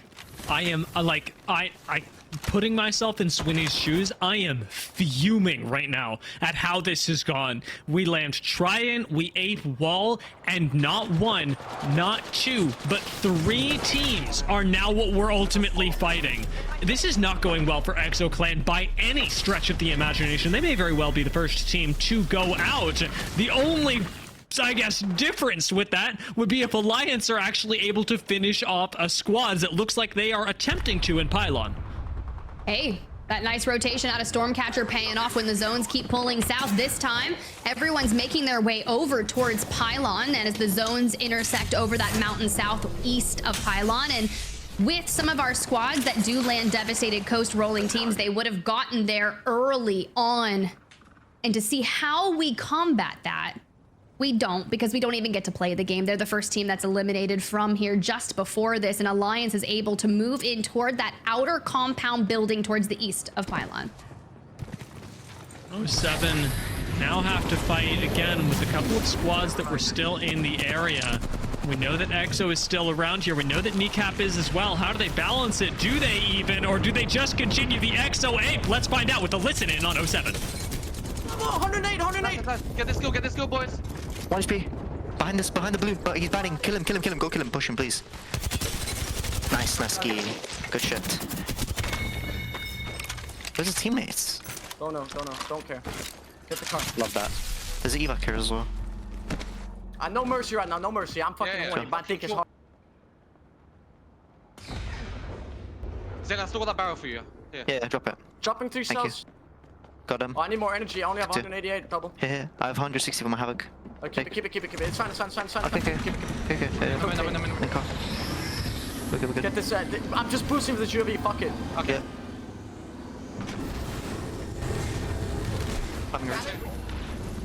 Dia, the one thing I took from that is no mercy, keep going.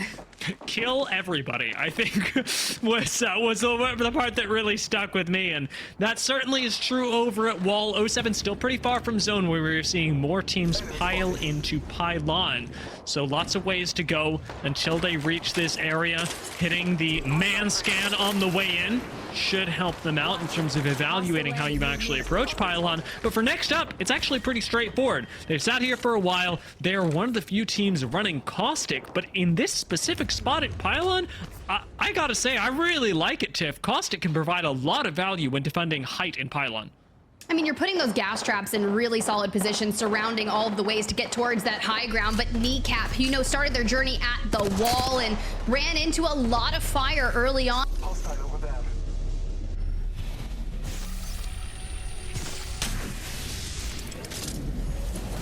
Looks like Kneecap are going to be sending it on up to the high ground. Exo still somehow alive, but ultimately this may feed right back into the waiting 07. Remember, 07 actually picked up the survey beacon scan earlier, so they know that teams are likely going to come back through wall and avoid the fight against FA Kids on the low ground.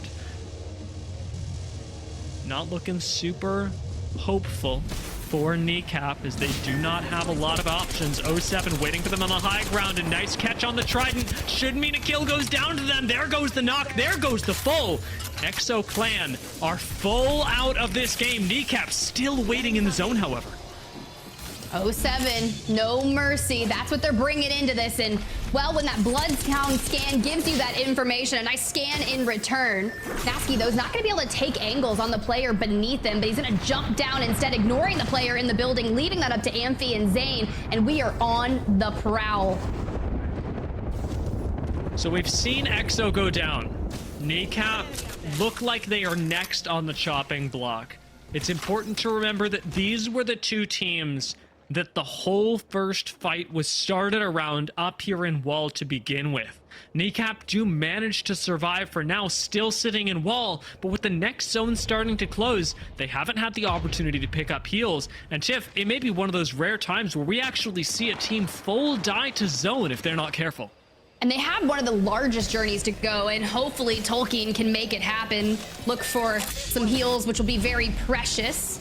Little Lord of the Rings there for you, Na'Vi. Though kinda knock right upon going. Now, granted, they don't have very far to go. Almost in towards that next zone, and we'll be able to deal with it. But look at DMS. That's ticking down. Oz is able to grab that syringe. Now, the syringe is the first thing that you want to chain together when you're outside of zone to give you enough time to maybe pop that 8-second med kit. But we'll touch on that later. Just chain them together nicely and don't get knocked. Especially when you're res, or when you've just been rezzed. If it's zone 2, you have to go syringe that med kit. I am saying that for my benefit because some people don't know, and some people on my team I would like to know. Well, Hardaki here, calling out that information. Aurora, we still want to see another return to some of those top 3 finishes on World's Edge to finish out the day. In DMS, from the skies here, straight into pylon, looking for a building. Immediate scans coming in and little pokes to just info check them. But for now, they should be okay for the time being. DMS have no real reason to give up any of this space, but with Fuse, I will say it's tough to hold on defensively to a position where you don't have high ground. So DMS not getting the most out of this spot where they otherwise could be benefiting quite a bit from having just a little bit of verticality. Nessie, of course, suffering as well, as the Catalyst Wall gives them a brief reprieve. It is going to be extremely short-lived, however, and they may still not get out of it alive, as Rot is 50 HP, JMW loses all his shields. There are multiple teams focusing on Nessie's low ground. The Dark Veil has dissipated, and now Aurora are free to make a play. Graceful last standing on the short edge of that Beast of the Hunt. But when you find yourself as a solo, no catalyst to reinforce the doors, and we lose out on the majority of our teams, we just have to anchor down, which is tough because knowing that there's going to be a lot of teams here at Pylon that can likely full send you just to clean you up. A 3-1 swing is just something that really no one can combat against at that point. Apex Warlords going to have to take the fight up against the Warlords 07. So I guess we'll find out who really holds the title in this 5th game. because 07 have been the ones that are picking a lot of the engagements. Apex Warlords playing defensively right now, giving plenty of opportunity for 07 to wrap behind them. Evac towers still in play, by the way, should 07 wish to circumvent this fight. It's going to be really tough. You've got 07 to your left, Atlas towards the right, a mere boulder for cover. And you saw just how many nades were already coming that way. Gold Nemi, sure. We just have to be able to make the best of it. But I think 07 is going to wrap straight into this area. For now, I think we full send Atlas. Very well could be the choice. You're going to need a little bit more than just a crack, some flesh damage, and a real call, a lot of passion out of Shiv. That's when you know that you can really start full sending. Got another fight brewing on the opposite end, though. FA Kids are pushing up on the Cybercats. Huge nade from Elonzi. That was a big wrap for FA Kids outside of zone, and Alonzi is just getting the brunt of the damage right down here. And, well, if I'm Cybercats, who have been holding the south side of this zone, which honestly, we need to stay up here and defend yourself against FA Kids and not allow anyone to challenge for this position, because this is a make or break before a top 5 position, in my opinion. You really cannot afford to lose this fight. Teams from below still looking to 8-bit as well. Elonzi is back in the game, pulls off the shield bat, but has to back away. Cleave is down. Cybercats are in shambles. Tiff, this position was so good. This position might win the game, and FA Kids just walked in and ripped it from them.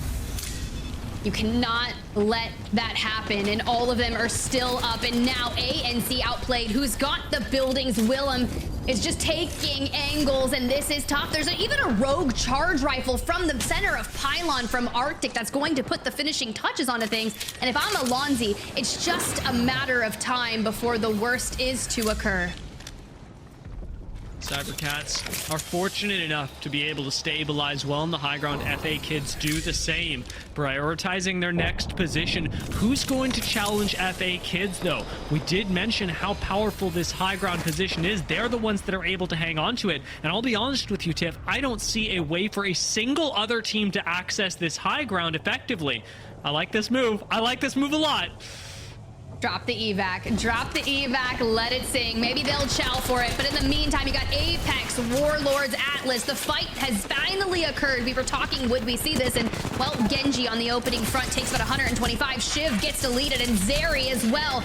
Atlas are looking so good in this engagement and take it all through elsewhere. Alliance have unseated Navi from the tree that is just south of Pylon and completely take it over that. Can they defend it, though? We'll have to see. Stay healthy, start their wrap, moving in towards the zone, eliminating the last members of Alliance. This is critical for them and gives some really essential shield swaps. Now, it's important to see that Stay Healthy don't actually have purple shields yet, but they effectively do for just a few seconds. Maybe they can use this time with an extra bit of that 25 HP extra to make their way in. 07 have got to be ripping the... There we go! Evac tower just now. They're going to be able to make it. They're not going to be able to make it. Stop. They're walking. Wait. They're walking. They're walking. They're Do walking you know over the how hill. I hard think they it make is it to in. walk this? Come on, 7 seconds, Nasky! 5. Get in there. 4. Amphy! Amphy's not making it. Amphy! Oh, no. Oh, pour one out for the homie Amphy. It's just Wait, Zane now, too. Oh, no. 2 oobs is just not going to do it. Man, this could have been a good play, but the evac tower just not quite tall enough, and 07 don't get to grab height. They don't get to grab even a spot in zone. Instead, they might get a placement point or two, but even that is looking unlucky.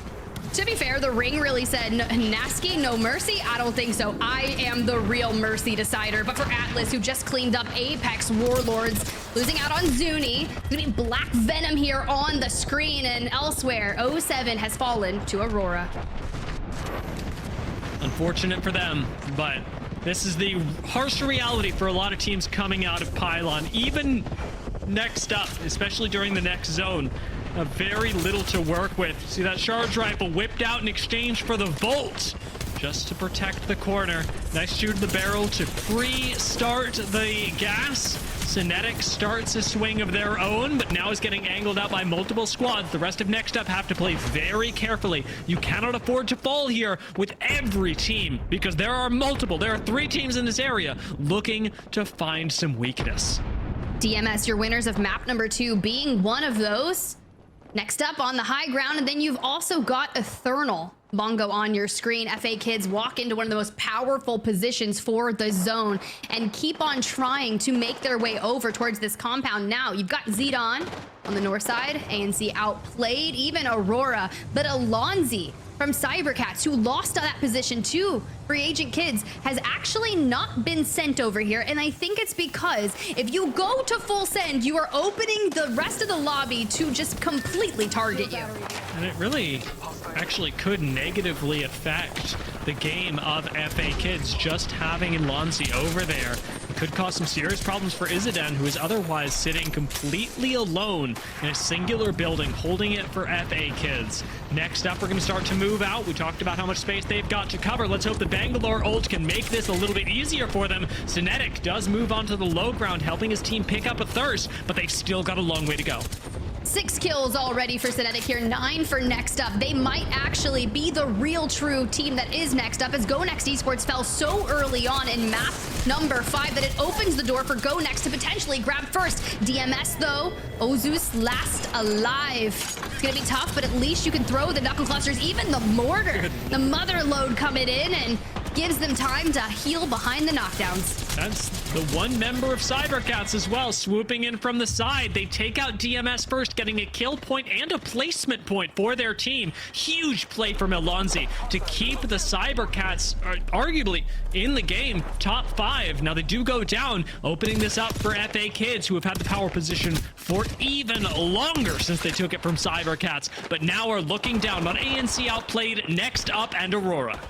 Shield diff here for Next Up, but not fully healed. Will give the benefit of the doubt to ANC outplayed and FA Kids. Jay Savage taking an angle. We talked about the power of that position that they were able to grab from Cybercats, and it's enabling them to just put the pressure on so many of these teams that find themselves on the outside looking in.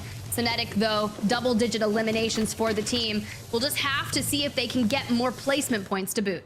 ANC outplayed again, just playing the placement really, really, really hard. Blue Shields right now cannot stand toe-to-toe with any of the remaining squads outside of Next Up, who have just 1 member left. FA Kids prioritize the building, are going to try and control Aurora's swing over, and Aurora are swinging over. Love that we've got kind of similar legend comps with Kiner on the lifeline here. Supply drop available for cover or just well-needed bats if they need it. Next Up has fallen and into the final 3. We go. FA Kids, ANC outplayed, and Aurora. You can set the stage here with the free cam shot. See where Aurora has just mere cover. Have to smoke and dodge, sending straight on to FA Kids. This is ANC outplayed's game to win if they third party this right. Looks really good for them. Aurora still pretty healthy.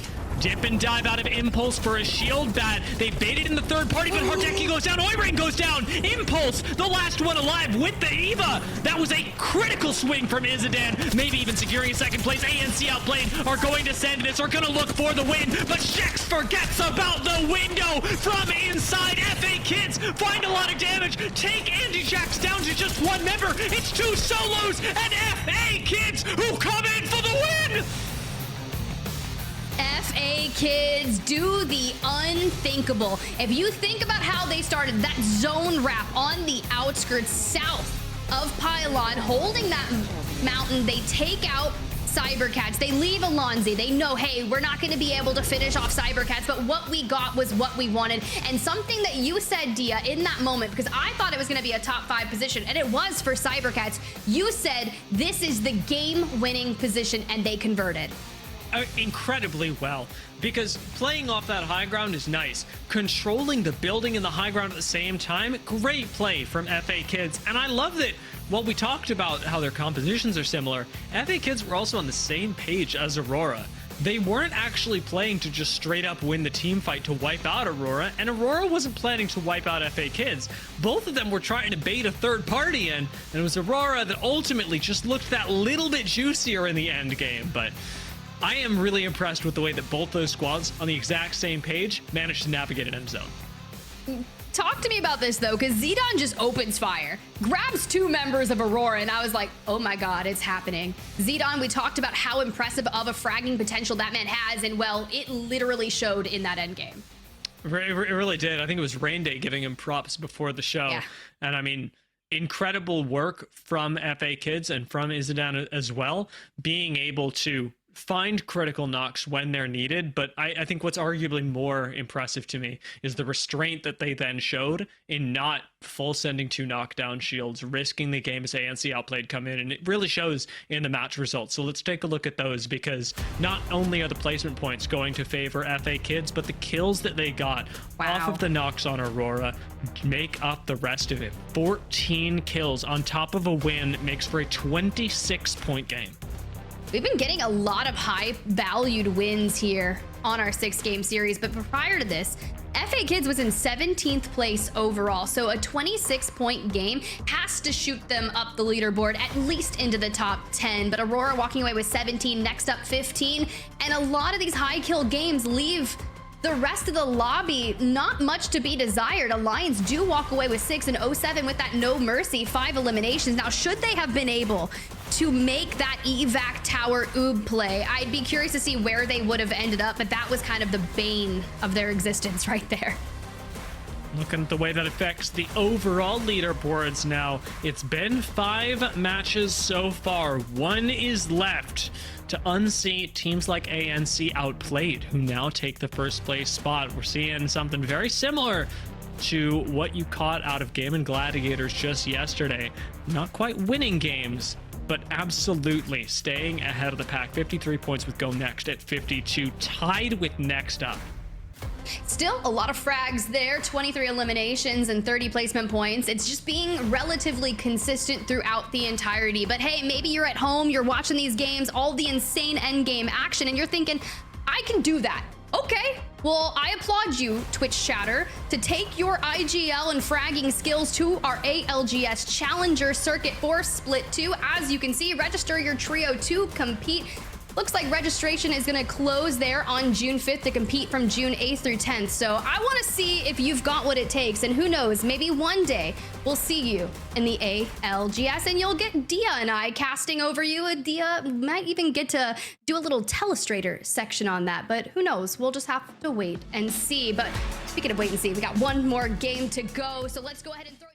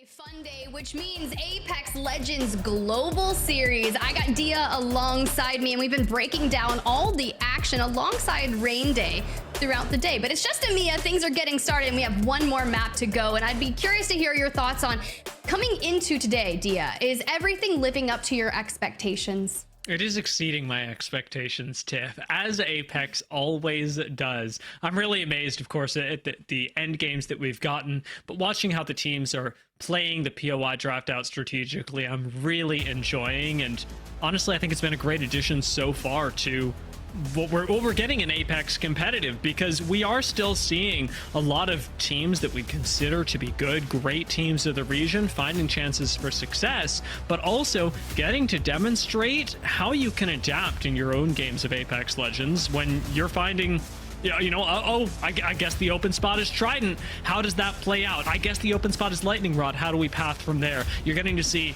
the best teams from all around the world do it. And it's pretty valuable when you hear some coaches' analytical efforts behind it, right? I think it makes the power of your team that much more prevalent here. You hear from Luke, he's like, us at Gaming Gladiators, we feel confident no matter where we are going to rotate in from, whether we were able to grab Zoo Station, but this time it's Echo HQ, knowing that the Storm Point zones like to pull south, and you can kind of see what our teams were going for. Trojan grabbed Mill early on, Lightning Rod goes third to 07, but then Aurora has done something quite interesting, right? They've focused on their Storm Point picks first, grabbing Cenote, and then just letting whatever happens for World's Edge. I really don't mind that at all. We talked about their Geyser performance earlier, and that was super impressive. Outside of that, we know that a team like 07 managed to finagle their way into a Lightning Rod pick by saying that they would contest whoever it was that landed over at Siphon. What's really impressive to me is that Trojan also, with their first pick, they were first pick in the draft, and their first pick was on Storm Point, taking them over towards Mill. And that is especially interesting because Trojan did not have the history of Aurora at Cenote, and they didn't have the brazen faith of 07 at Lava Siphon to be able to take over Lightning Rod. They just decided, you know what, Storm Point is where we're doing it, and Mill's the best POI to do it from.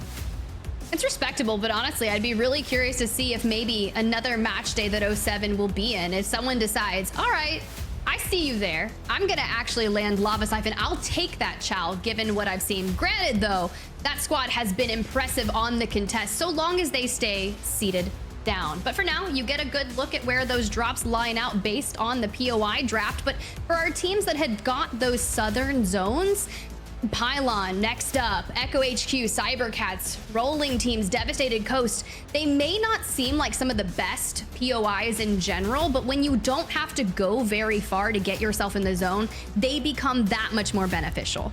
Speaking of POIs that may not be the best in general, what is going to happen with EXO in this game? Sending it to wall in game number 5. Do they run the risk of doing that again, given that Nessies were able to come down and third party them, knowing that the contest was going to happen after game 4? I mean, this seems kind of frivolous, but also, do you really just want to play out of Trident and just have that be all that it is? I can't speak for EXO. I'm going to let their gameplay speak for themselves.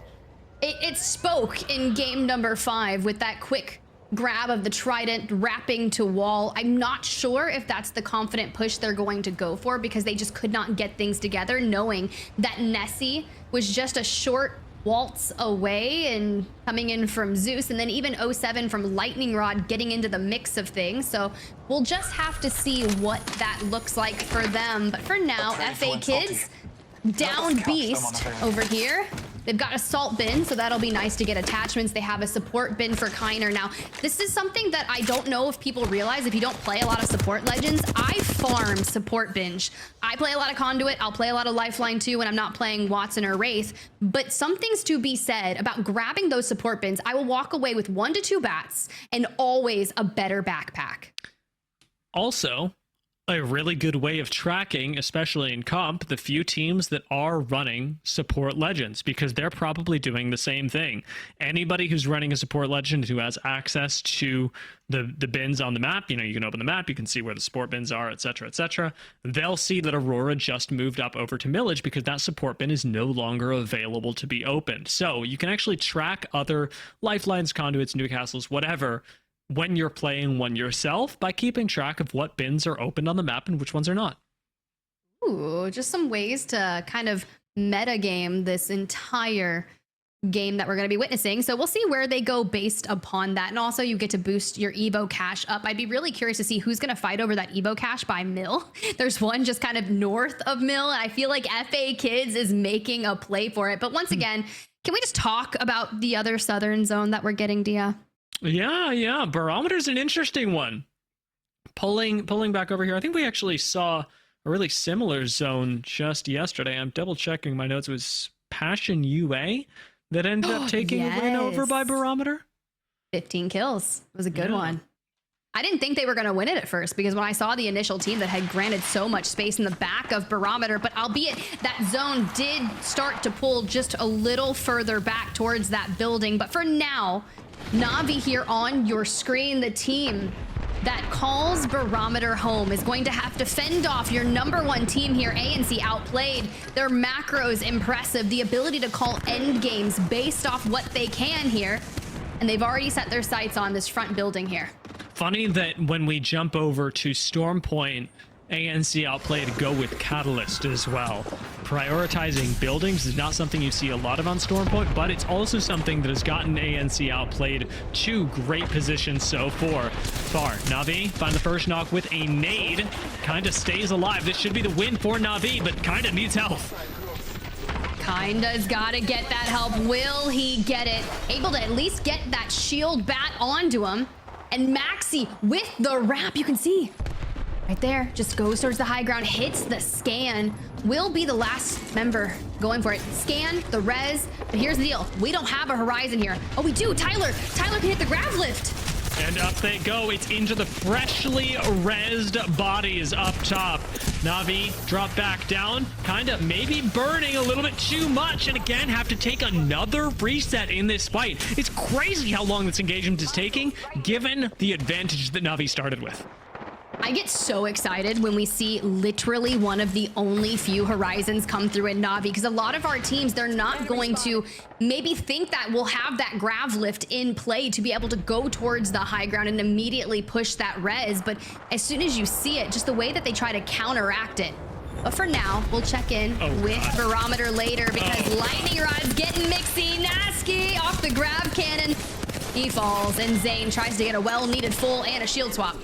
Bit of a who's trapped in here with who situation. 07 absolutely went for this, believing that they would just ape one member, and while they did, losing Nasky was not part of the game plan. Amphi, though, almost finds the secondary knock. There should be a catalyst reinforce in some way on this door, but instead, Amphi gets damage traded back on them instead of the reinforced door and cleans up Nessie's in the process. Goodbye, Nessie. Some well-needed No Mercy-esque style KP. Now let's see how you take that towards the rest of the game. Next up, want to come in first place on their first kind of iteration here, but Aurora in the mixed Atlas as well. Third place, though. They've got a lot of room to go up. You got plenty of space, time, and Barometer, especially when you're on the high ground like this, to plan out what your move will be, what the power position that you want to play for is. It's interesting to see next up moving so far back into Barometer, even if it is for these kills, because they're giving up a lot of the space ahead of them. It is possible to hang on to a bit of the high ground, especially at this point in the game, but once you hit places like Ring 3, you do have to be worried about the hermit crab principle that Hodsik had talked about ages and ages ago in Apex Legends, that when you move from a spot, it's very likely in Apex Legends and competitive Apex Legends that somebody's going to come in right behind you and take it from you.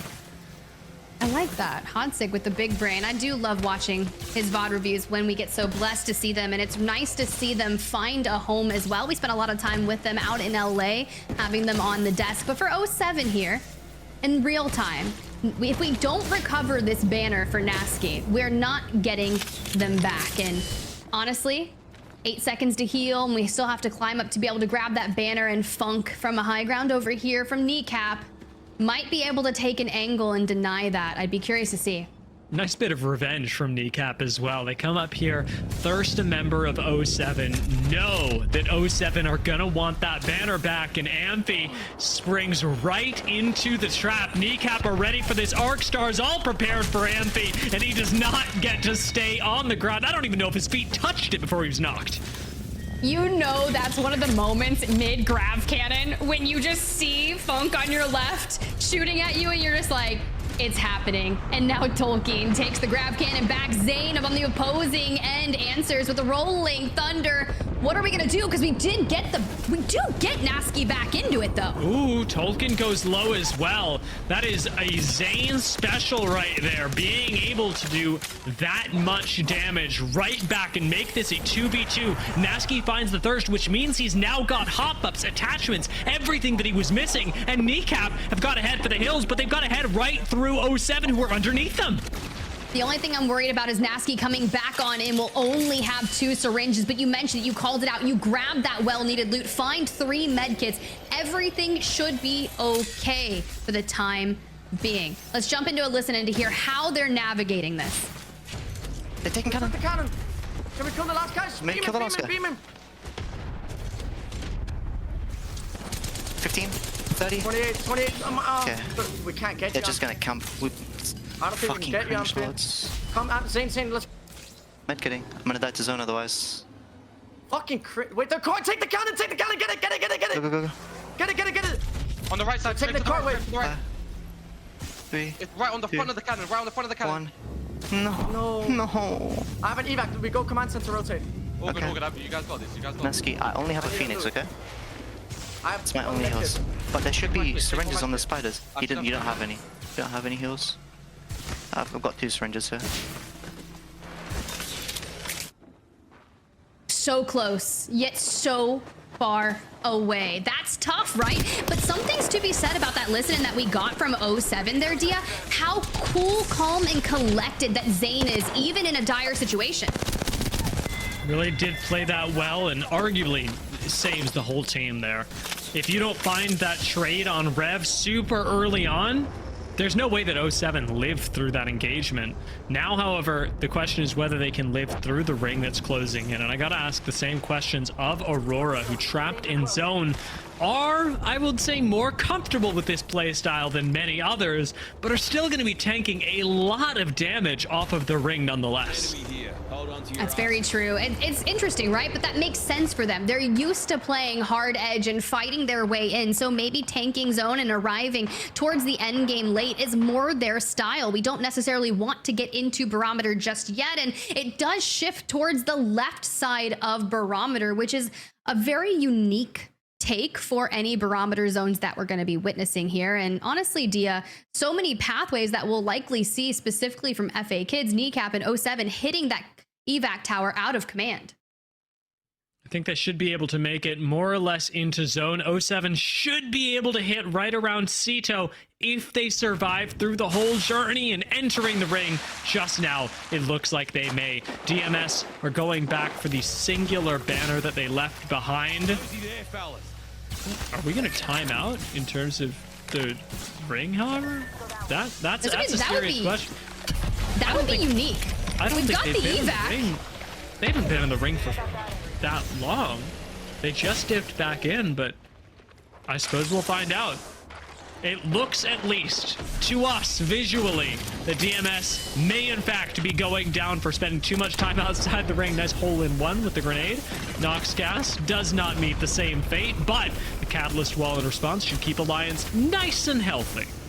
We've already lost out on Hackis, so down to a duo. Incoming scan will give away the information, and we're just going to go so under fire here. A tough situation for Alliance, looking to break into the top 5 after this 6th game. I mean, like, the fact that none of these grenades are connecting for any damage is keeping them so healthy right now. Not just because they don't have to heal through the damage, which is obvious, but because if nobody is doing damage on either side of them, nobody's sending on either side of them. You can see everyone playing super respectfully, even around the duo of Alliance, even with the smoke expenditure, even with the wall expenditure. And speaking of wall expenditures, we've got another one going on by 07.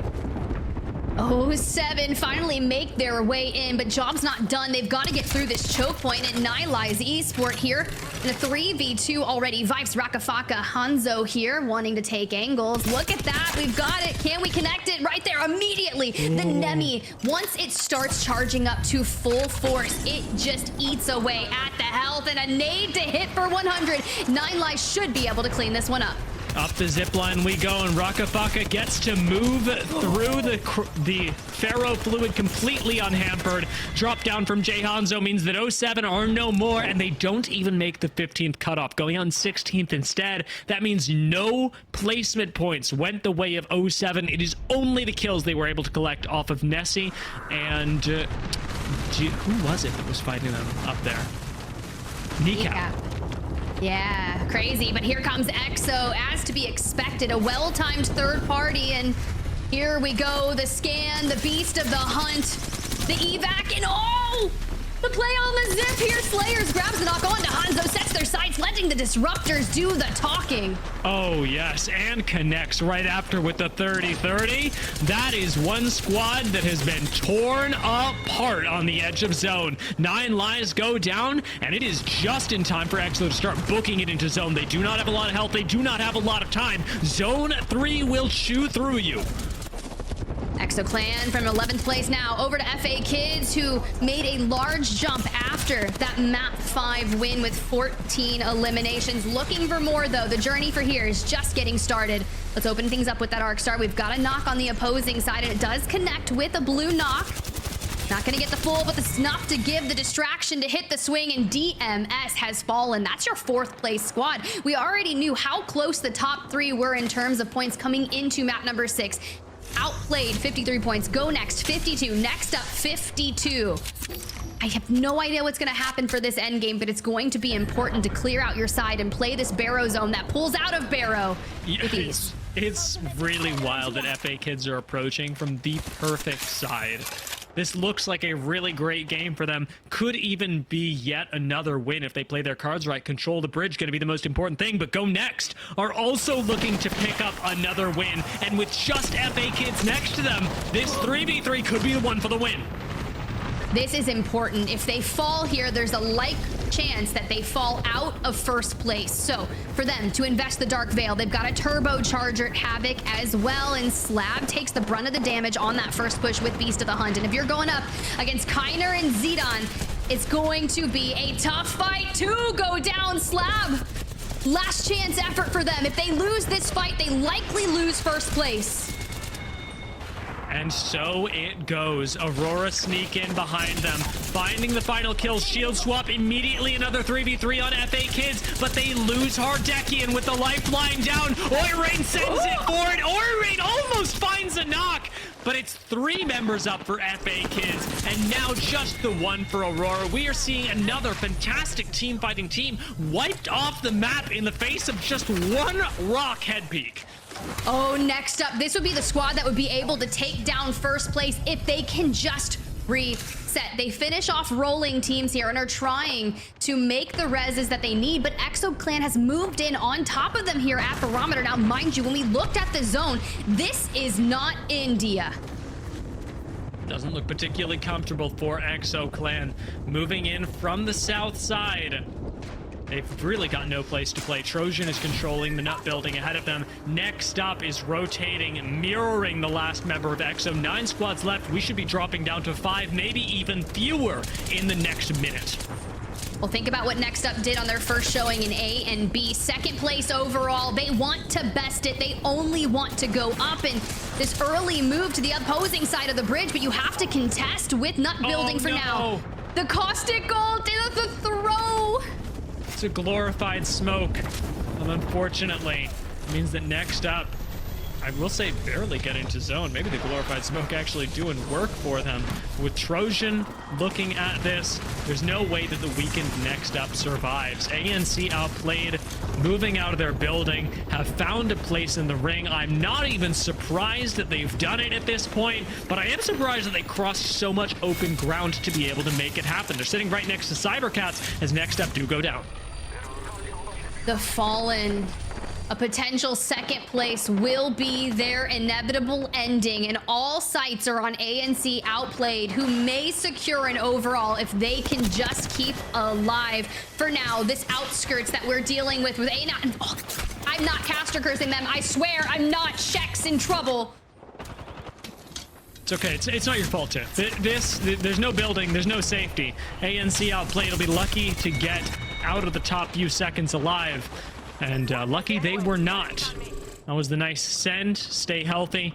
You have to keep moving forward. The Cybercats now lie just ahead of them. Let's take a look at this end game. Trojan controlling the high ground. Should be able to play through the bridges. There are a few boxes there. FA Kids are going to have to play for this side, perhaps the underside of the bridge instead. It's all going to hinge on the next couple of seconds. This car providing critical cover to Trojan. It's 3 squads left. Can they run back-to-back? 8 eliminations so far, moving into the final matchup. 49 points overall. Now, granted, probably need another 15 to make a play for first place, but it will be close. FA Kids have this rock to play, which is more than I had given them credit for. This normally not a great spot, but with the rock, with the lifeline care package, technically indestructible cover, says every lifeline ever in ranked. This is actually going to turn into a miraculously good spot for them. It pits Stay Healthy against Trojan. What is shocking to me, however, Tiff, is that no one has taken the underside of bridge since Cybercats originally sat there. And ultimately, you are going to want to play the stairs at some point. Trojan can't do it. FA Kids don't want to cross in front of Trojan, but when you actually get underneath this bridge, you've got a good chance, especially if you are FA Kids, with the lifeline, of holding out the other squads and pitting them against each other.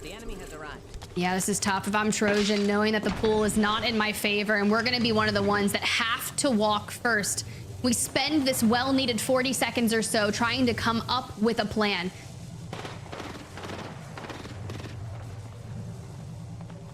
I'm really wondering, like, what's going on in everybody's heads right now. Stay Healthy really can't hold on to their spot for very long. They've got a Bangalore if they want to smoke the cross. I don't see a reason why they wouldn't. But are they thinking about playing for second? Are they thinking about sending on FA Kids? It looks like they're trying to pressure FA under the bridge, actually, with this smoke. So maybe baiting in that fight to try and pull the Aurora FA engagement that we saw last game, where you go for a fight and you back out, trying to bait in the third party. It's all going to be a big bluffing game in this end zone. And out comes the first bluff. Out comes the first send. It's Catwall. Gonna isolate you straight away from Trojan, but what Falcons and Mizuko do after is they open the damage straight onto FA Kids and then send Trojan. FA Kids did not have Bang ult at that time, being no ult excels to make work for it, but still, Atnum will have to use their ult, and for now, it's a lot of people just kind of poking at each other, but regardless, Trojan is having a massive game here with 10 eliminations, and the swing straight on to Stay Healthy from the high ground. Not getting that knock is huge, though. It opens up FA Kids to take the bridge. Stay Healthy, jump in underneath. Now Trojan and FA Kids are pitted up against each other. Atnum is low, and this has got to be the send for FA Kids. They're thinking about it for sure. Double smokes go down on both sides, trying to keep Atnum alive. FA Kids play the low ground outside of the bridge, giving control again to Trojan, and Stay Healthy are doing just that. They are ignoring this engagement, letting it play out on top of them. They want to hit the third party remix here. Minimal ammo in that, but they've got a Devo in the back pocket just waiting to drop down with it. Speaking of drops, we've lost out on Atnum, and the PK from Nyx FA Kids has fallen. This means we're looking at a 3v2. You know Stay Healthy has to come up. I like the gatekeeping with the Peacekeeper, but over from the side, in comes Falcons with the Eva and the Hemlock to clinch the win. That is how you play an endgame. That is how you make the other squads do your dirty work for you. Falcons, man, has a nice ring to it. Rain Day was toying with the SEO optimization when you Google Apex Falcons, but this is the real Falcons that we care about for EMEA. And what a play from not just him, but the rest of the team. Stay Healthy, expending their cooldowns in just the right way, playing with fire, Tiff, because whenever you are catwalling towards a team like FA Kids, you've got to take into account that they actually might see you as enough of a threat that they commit to the fight as well. So the catwall, they smoke, they play into the bridge, expecting that Trojan are just going to be a little thrown off, not ready for the swing to play underneath. And then once they're under the bridge, like we were talking about, that power position is so incredibly good in an end zone like this, because you don't actually have to fight anybody. You just have to make the other teams look more delicious. You just gotta get on stairs with an evade and swing. Let's be real. That's all it was to it. We saw the PK have its moments, but then he was like, nah, let me show you the power of the EVA 8, my man. This is a real shotgun. So real. But overall, 6 games done and dusted, Dia. What a wild. I feel like we just started here today, and I'm kind of sad that we're already over with our 6 EMEA games. I will say, Tiff, to make you feel a little bit better, we are going to have 6 more games later today over in North America. So while I mourn for the fact that EMEA is done, I'm also celebrating the fact that we got to see Group C come out and give this strong of a showing for their first match day. Split 2, now that we've technically seen all the groups, if not all the matchups, is looking really good. It is looking really good, and what's looking really good while we wait for our results here, actually, production just told me they're ready. Let's go ahead and roll it, because the top 3 teams ahead of this game were so incredibly close with each other. And how did it pan out for our teams? Stay healthy, 21 points, Trojan 20. That's heavy hitting. That's a point sponge. That's an elim sponge. A third of the lobby eliminated just from the top 2 teams. FA Kids continue to claw their way up the leaderboard. Last win was good for them. Getting a top 3 position again is going to be great. Now, ANC outplayed. Landing in 5th place may not look super flashy, but it should keep them in the top couple of squads just because they are... I don't even know how they're doing it, but it seems like they're just always in top 5. Yeah, it's kind of crazy though. Cybercats, they made a play for that underside of the bridge early on, but sometimes you can take a position that would be beneficial for endgame, but if you take it slightly too early, you're just going to grab everyone's attention as we roll down to the outside 11th through 20th place of our teams. 07, 4 eliminations, albeit ran through the gauntlet of that early game. Overall, 07 have had an all right day. I would not say it's been a great showing from them. And a lot of that hinges on the fact that while their 3v3s are super impressive, and you are seeing that they're putting up kills all the time, they are hardly ever getting placement points. And I'm surprised to see Alliance actually joining them, but with even less kills. Stormpoint, for as kill heavy as we expected it to be, didn't really favor the teams that were expected to be taking 3v3s and winning 3v3s.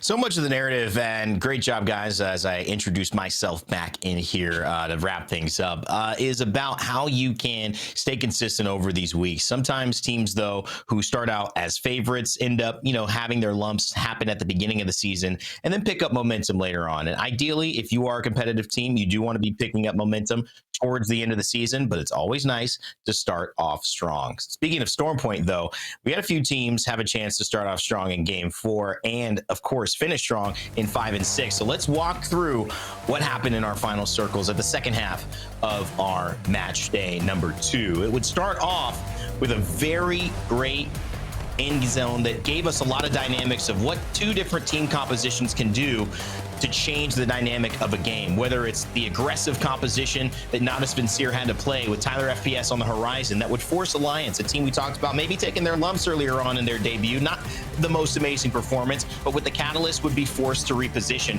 All the while, it led to rolling teams, rolling these 2 teams. They would sneak up at the very end after the chaos that ensued and just pick off the remainder. It was 3v1. It was a valiant effort, but rolling teams would get their dub, and that would help them out for the rest of the day to secure a pretty decent position in match day number 2. But Tiff, as we head into match 5, we'd have a different winner, of course, as well. We really did. And FA Kids, they played the entirety of this mid-map to perfection. Mind you, they hit that negative rotate out of zone to wrap around on Cybercats ahead of this, who finished outside the top 3. Despite this moment here, Aurora fakes this fight. And it's not like a fake fight, right? But we want to bait that third party and not take a lot of damage. But it's Zidane who grabs an angle here on Aurora and actually picks off Oirein and Hardeki, leaving 9 impulse to themselves, which really opens the door to focus on this. Because once your lifeline's down, you're not going to have any random resets through the end game. Shex, forgetting about the window, gets taken aback. And, well, Andy Jack's last standing. And FA Kids, throughout all of this engagement, just stays more healthy than the rest as they full send to clean up 9 impulse. And then FA Kids just does the rest of it, breaks out the broom. But that's not all the action, Dia. No, I mean, Game 6 really continued the pattern that we had established, or I guess the first instance that we had in game number 5 of letting other teams take the fights for you, because that is exactly what Stay Healthy did, moving on underneath the bridge. This one was a little bit less of a bait and switch and more of a just like, well, we're not there, so who are you really going to engage with? And while FA Kids go down, Trojan do still lose out on a lot of HP because of it, letting Stay Healthy take the 3v2 and really find a fantastic win to take them all the way up the leaderboards to 4th place. Well, a huge day as we get our series results for match day 2 in EMEA. It's ANC Outplayed, who will outplay the rest of the lobby and take the victory. A very impressive performance. For those who wanted memory of what happened January 21st in round 1 of our split one, ANC Outplayed were actually able to take the 2nd spot there as well. So they have a strong start to these splits. It's just a matter of can they keep it up, and no 1st place either. So this will put them in a different position than they even did last split. Next up, Go Next, FA Kids and DMS round out our top 5. But Dia, it was very close throughout the day. It was pretty neck and neck, even into that final game, as to who would take this one. I wasn't entirely sure whether it would be Next Up or ANC, but Next Up taking a risk, taking a fight against FA Kids ended up being their critical mistake. I mean, man, have they done incredibly well so far, but now having played 2 series, they are sat at 42 points overall, where you can look a little bit further down at FA Kids, who actually ended up winning that 3v3 against them, and still they've got another series to play. So do ANC Outplayed, who have 25 series points. Yeah, I mean, Next Up, Tiff, with 3rd place yesterday, and obviously I believe a 2nd place here today. It was an impressive performance from them. On the backside, though, what's the storyline that you're seeing? Obviously, Alliance, they only played 1 day. There's some teams like Vex who performed well in day 1, didn't have a good, obviously didn't have a chance to play today as well. So what are you looking at when we look at the bottom 10? I like to think of this day as just let the rust shake out, take in what's going to happen with the POI draft, how it worked out for you. Alliance at the end of the day still had a better finishing position than they did in the regular season of Split 1, so I'm not worried about it. When you think of Alliance, you know going the distance, they're going to be at LAN, and we just need to kind of iron out what this regular season is going to look like. 07 here, though, really, it's kind of uncharacteristic, and I did just see Nasky kind of tweet out, you know, this was my worst performance in Pro League ever. So how do you kind of bring back going forward? Because they are not going to be happy at all about this. Yeah, they're not. Dia, I don't know. Is there an answer for that? I mean, sometimes, you know, you just got to take it, you know, as your personality. Obviously, Nasky's not someone to kind of sit in the back, so he's going to say things. He's going to be confident. He'll be vocal. But obviously, sometimes that means you got to be vocal when things don't go your way. Yeah, and I don't think that there's anything wrong with like owning up to the fact this just was a really bad day for them. It's going to happen to every team, especially in a battle royale. And 07 have been characterized to me not by their dominant performances, but by their ability to bounce back when things go when things don't go their way, whether it be in their individual performances, but especially Nasky when competing way back at LAN with KCP. Was able to bounce back incredibly well when his teammates weren't able to play because of complications. And ultimately, being able to keep that mindset going is something that I have faith in 07 that they can do really no matter what.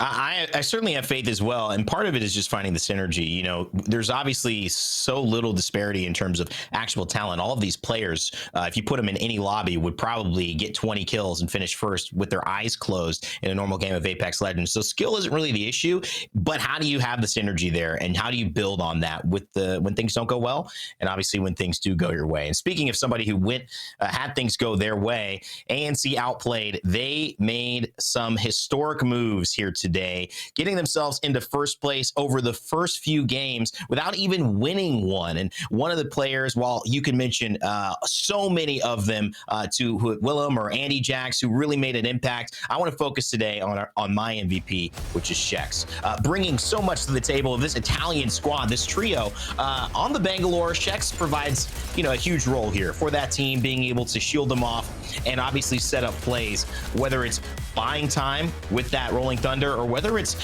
smoking areas off and maybe being the second or first person in and out thanks to that double time passive, the 30% extra movement speed. ANC outplayed, would make great decisions, and part of why I think that they approached today so well is because of that. They weren't always in an advantageous spot. You see DMS had a better spot here to win, but they found themselves again in seconds, in thirds, and really had a performance that was worthy of a win. It was a different style of win, but certainly they got the job done. 5,000 damage, 10 kills, 12 assists. That's incredible. And again, Italy, a huge shout out. I'm actually going to Italy for a wedding in a couple of weeks. So I hope these guys are getting me excited for it for sure. And so let's get back to it, guys. I mean, just exciting stuff. And again, ANC outplayed. We've been talking about them all day, Tiff, but well-deserved for them and their shout out, their focus today. No, it's been massive, right? A lot of the things that Dia and I were noticing throughout all of our series here today is just what ANC Outplayed brings to the table in terms of their zone calling capabilities, their prowess in getting into that end game and setting up, whether that's swapping out the Watson for Catalyst, all moving on over to Storm Point, moving into the buildings and prioritizing holding those a bit. But at the end of the day, it's just working for them. And I hope to see that consistency throughout the regular season. You know, it's always great to be able to see these teams, the way that they perform and see it work out for them as well. One of the rarer, you know, kind of versions of a day where you could see squads who just have such consistency take it without the explosive wins of a team kind of maybe showing them up. But I think that's the beauty of what ANC Outplayed have put together. And we actually have a chance to speak with one of the members of ANC Outplayed, our MVP for today, Shex. I don't know if we're going to video. We are. Woo. All right, Shex. Hey, congratulations, man, on the win. Thank you. Thank you. So, you know, I've been mentioning it. You know, you guys have been playing together a long time. All three of you are Italian, I believe. And, you know, I don't know, just with the synergy of your team, the way that you've played, you don't have the most explosive style, but you do seem to be so consistent. And today was just a great day for you all. What worked so well with your team synergy to be able to put up a result and get a win here in match day 2? Our synergy is like we have been playing together for years, like 3 or 4 years already. We know each other in real life as well. And our best thing, that's why what we like to do is play zone. And we're really good at calling that zone. And that's it, consistency.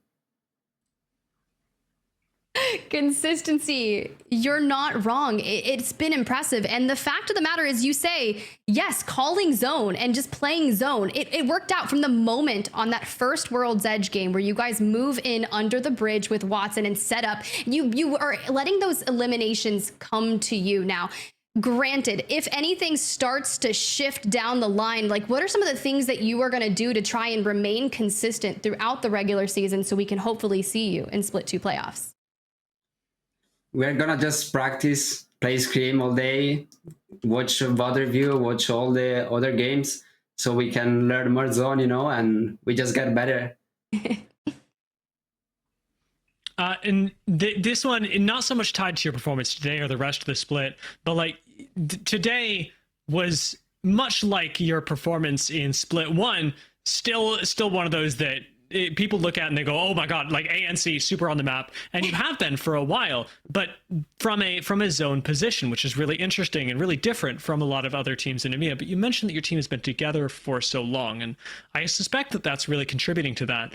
In Apex Legends, however, that's also very rare. You don't really see teams sticking together for as long as you guys have, especially with multiple runs through the Challenger circuit to then make it here. So how is it that through multiple runs through the Challenger circuit, then making it to Pro League and trying to improve there, that you guys have managed to stay together? And what is the benefit of that? How would you talk to Challenger circuit teams that also are looking for that group of 3 to stay together? How do they make that happen? First of all, before we're a team, we are 3 friends. We have a good coach, which is a good friend of us as well. So being friends and is the most good part about our team, because we can talk about everything. And from the Challenger Circuit team, I have to say, stick together, get confidence, get synergy, and you'll come to the top. I love it because you represent something that in the fast-paced, immediate gratification world we all live in on social media and sometimes in esports, it is not always common that people stick together and they try to make things work, even when things are working or when they aren't. There's a lot of looking to the grass is greener. So congratulations on being an example and something that people can look up to as to, hey, there is hope, staying together, figuring things out, and showing up at the top of the leaderboard. Congrats on your match day 2 win, your debut win. First time you play, that's awesome. Thank you. And we hope you can keep it up through the rest of the split checks. Thank you, guys. All right, ANC Outplayed certainly stuck to the namesake today. What a great day. And you're right, it's not over, Tiff, but we are ending EMEA here. So it's been an exciting one. It's given us a different look at EMEA. What has it given you in terms of thoughts to wrap up on today and get us ready for North America? I'm just ready for more. And thankfully, we have NA just a few short hours away, because when you start thinking about what we witnessed today and how teams are starting to adapt to that POI draft, whether or not they get first or second pick, or maybe they walk away with, a 19th pick on the first round and get their second POI right away. It's just how we're going to keep adapting. Now, granted, things that we got to adapt to is obviously going to be a lot of Bloodhound and Bangalore, but what you're going to bring to the table with your choice of controller legend in the mix, or do you forego a lot of different things and just throw down a Horizon and get crazy? Or do you grab an altar and get even crazier as well? It didn't quite work out for Alliance in the pop-off performance, but I love to see them trying things, Dia. And that's what we love to see in a day like this, where new things get exposed and we see different ways to Apex, the game that we love and we've been watching for many years. Yeah, I mean, one of the most amazing things about Apex, and even at the competitive level, has been that you can really play the style that you are comfortable with, that your team enjoys, and as long as you are working together and communicating with your team, with, in ANC Outplayed's case, your friends, you really can succeed. That's been one of the most inspiring parts of Apex. I'm glad that we got inspired even more in that way through EMEA and seeing the ANC Outplayed story of success. I love it. I love it. I think it's a big lesson in this day and age. You could really focus on something you're passionate about, that you like, your style of game, your characters that feel like they fit your personalities, and still find success. You do not have to mirror what other people are doing at the top. You can carve your own path, and I think that's a beautiful thing, and it's great to see ANC Outplayed represent that one. Zone team, no wins today, but still take the W on this match day number 2. TFT, get some rest. We'll be back at it in just a little bit with North America. Thank you so much for the commentary throughout today. And speaking of those who are interested in North America, you might have just been finishing up this VOD if you've caught up a little bit later on EMEA. Well, hit next, because it's coming up right next, or stay tuned because we got about an hour or so before we kick off our North America broadcast. 3 p.m. Pacific time is when it will get started. Now, if you want to keep up to date with everything we're doing, make sure to follow at Play Apex Esports, and of course follow us on twitch.tv/PlayApex or Play Apex Esports on YouTube. You have all the information, the latest VODs, videos, and all the details for how the ALGS is going to continue to move. I've been Rain Day. That was Spider, Tiff, and Dia. Thanks to the broadcast production and everyone involved on EA side to bring this to you, and of course the players who gave us a great showing, and congrats to ANC Outplayed on their win. Remember to never give up, never stop gaming, and we will see you in just a few for North America.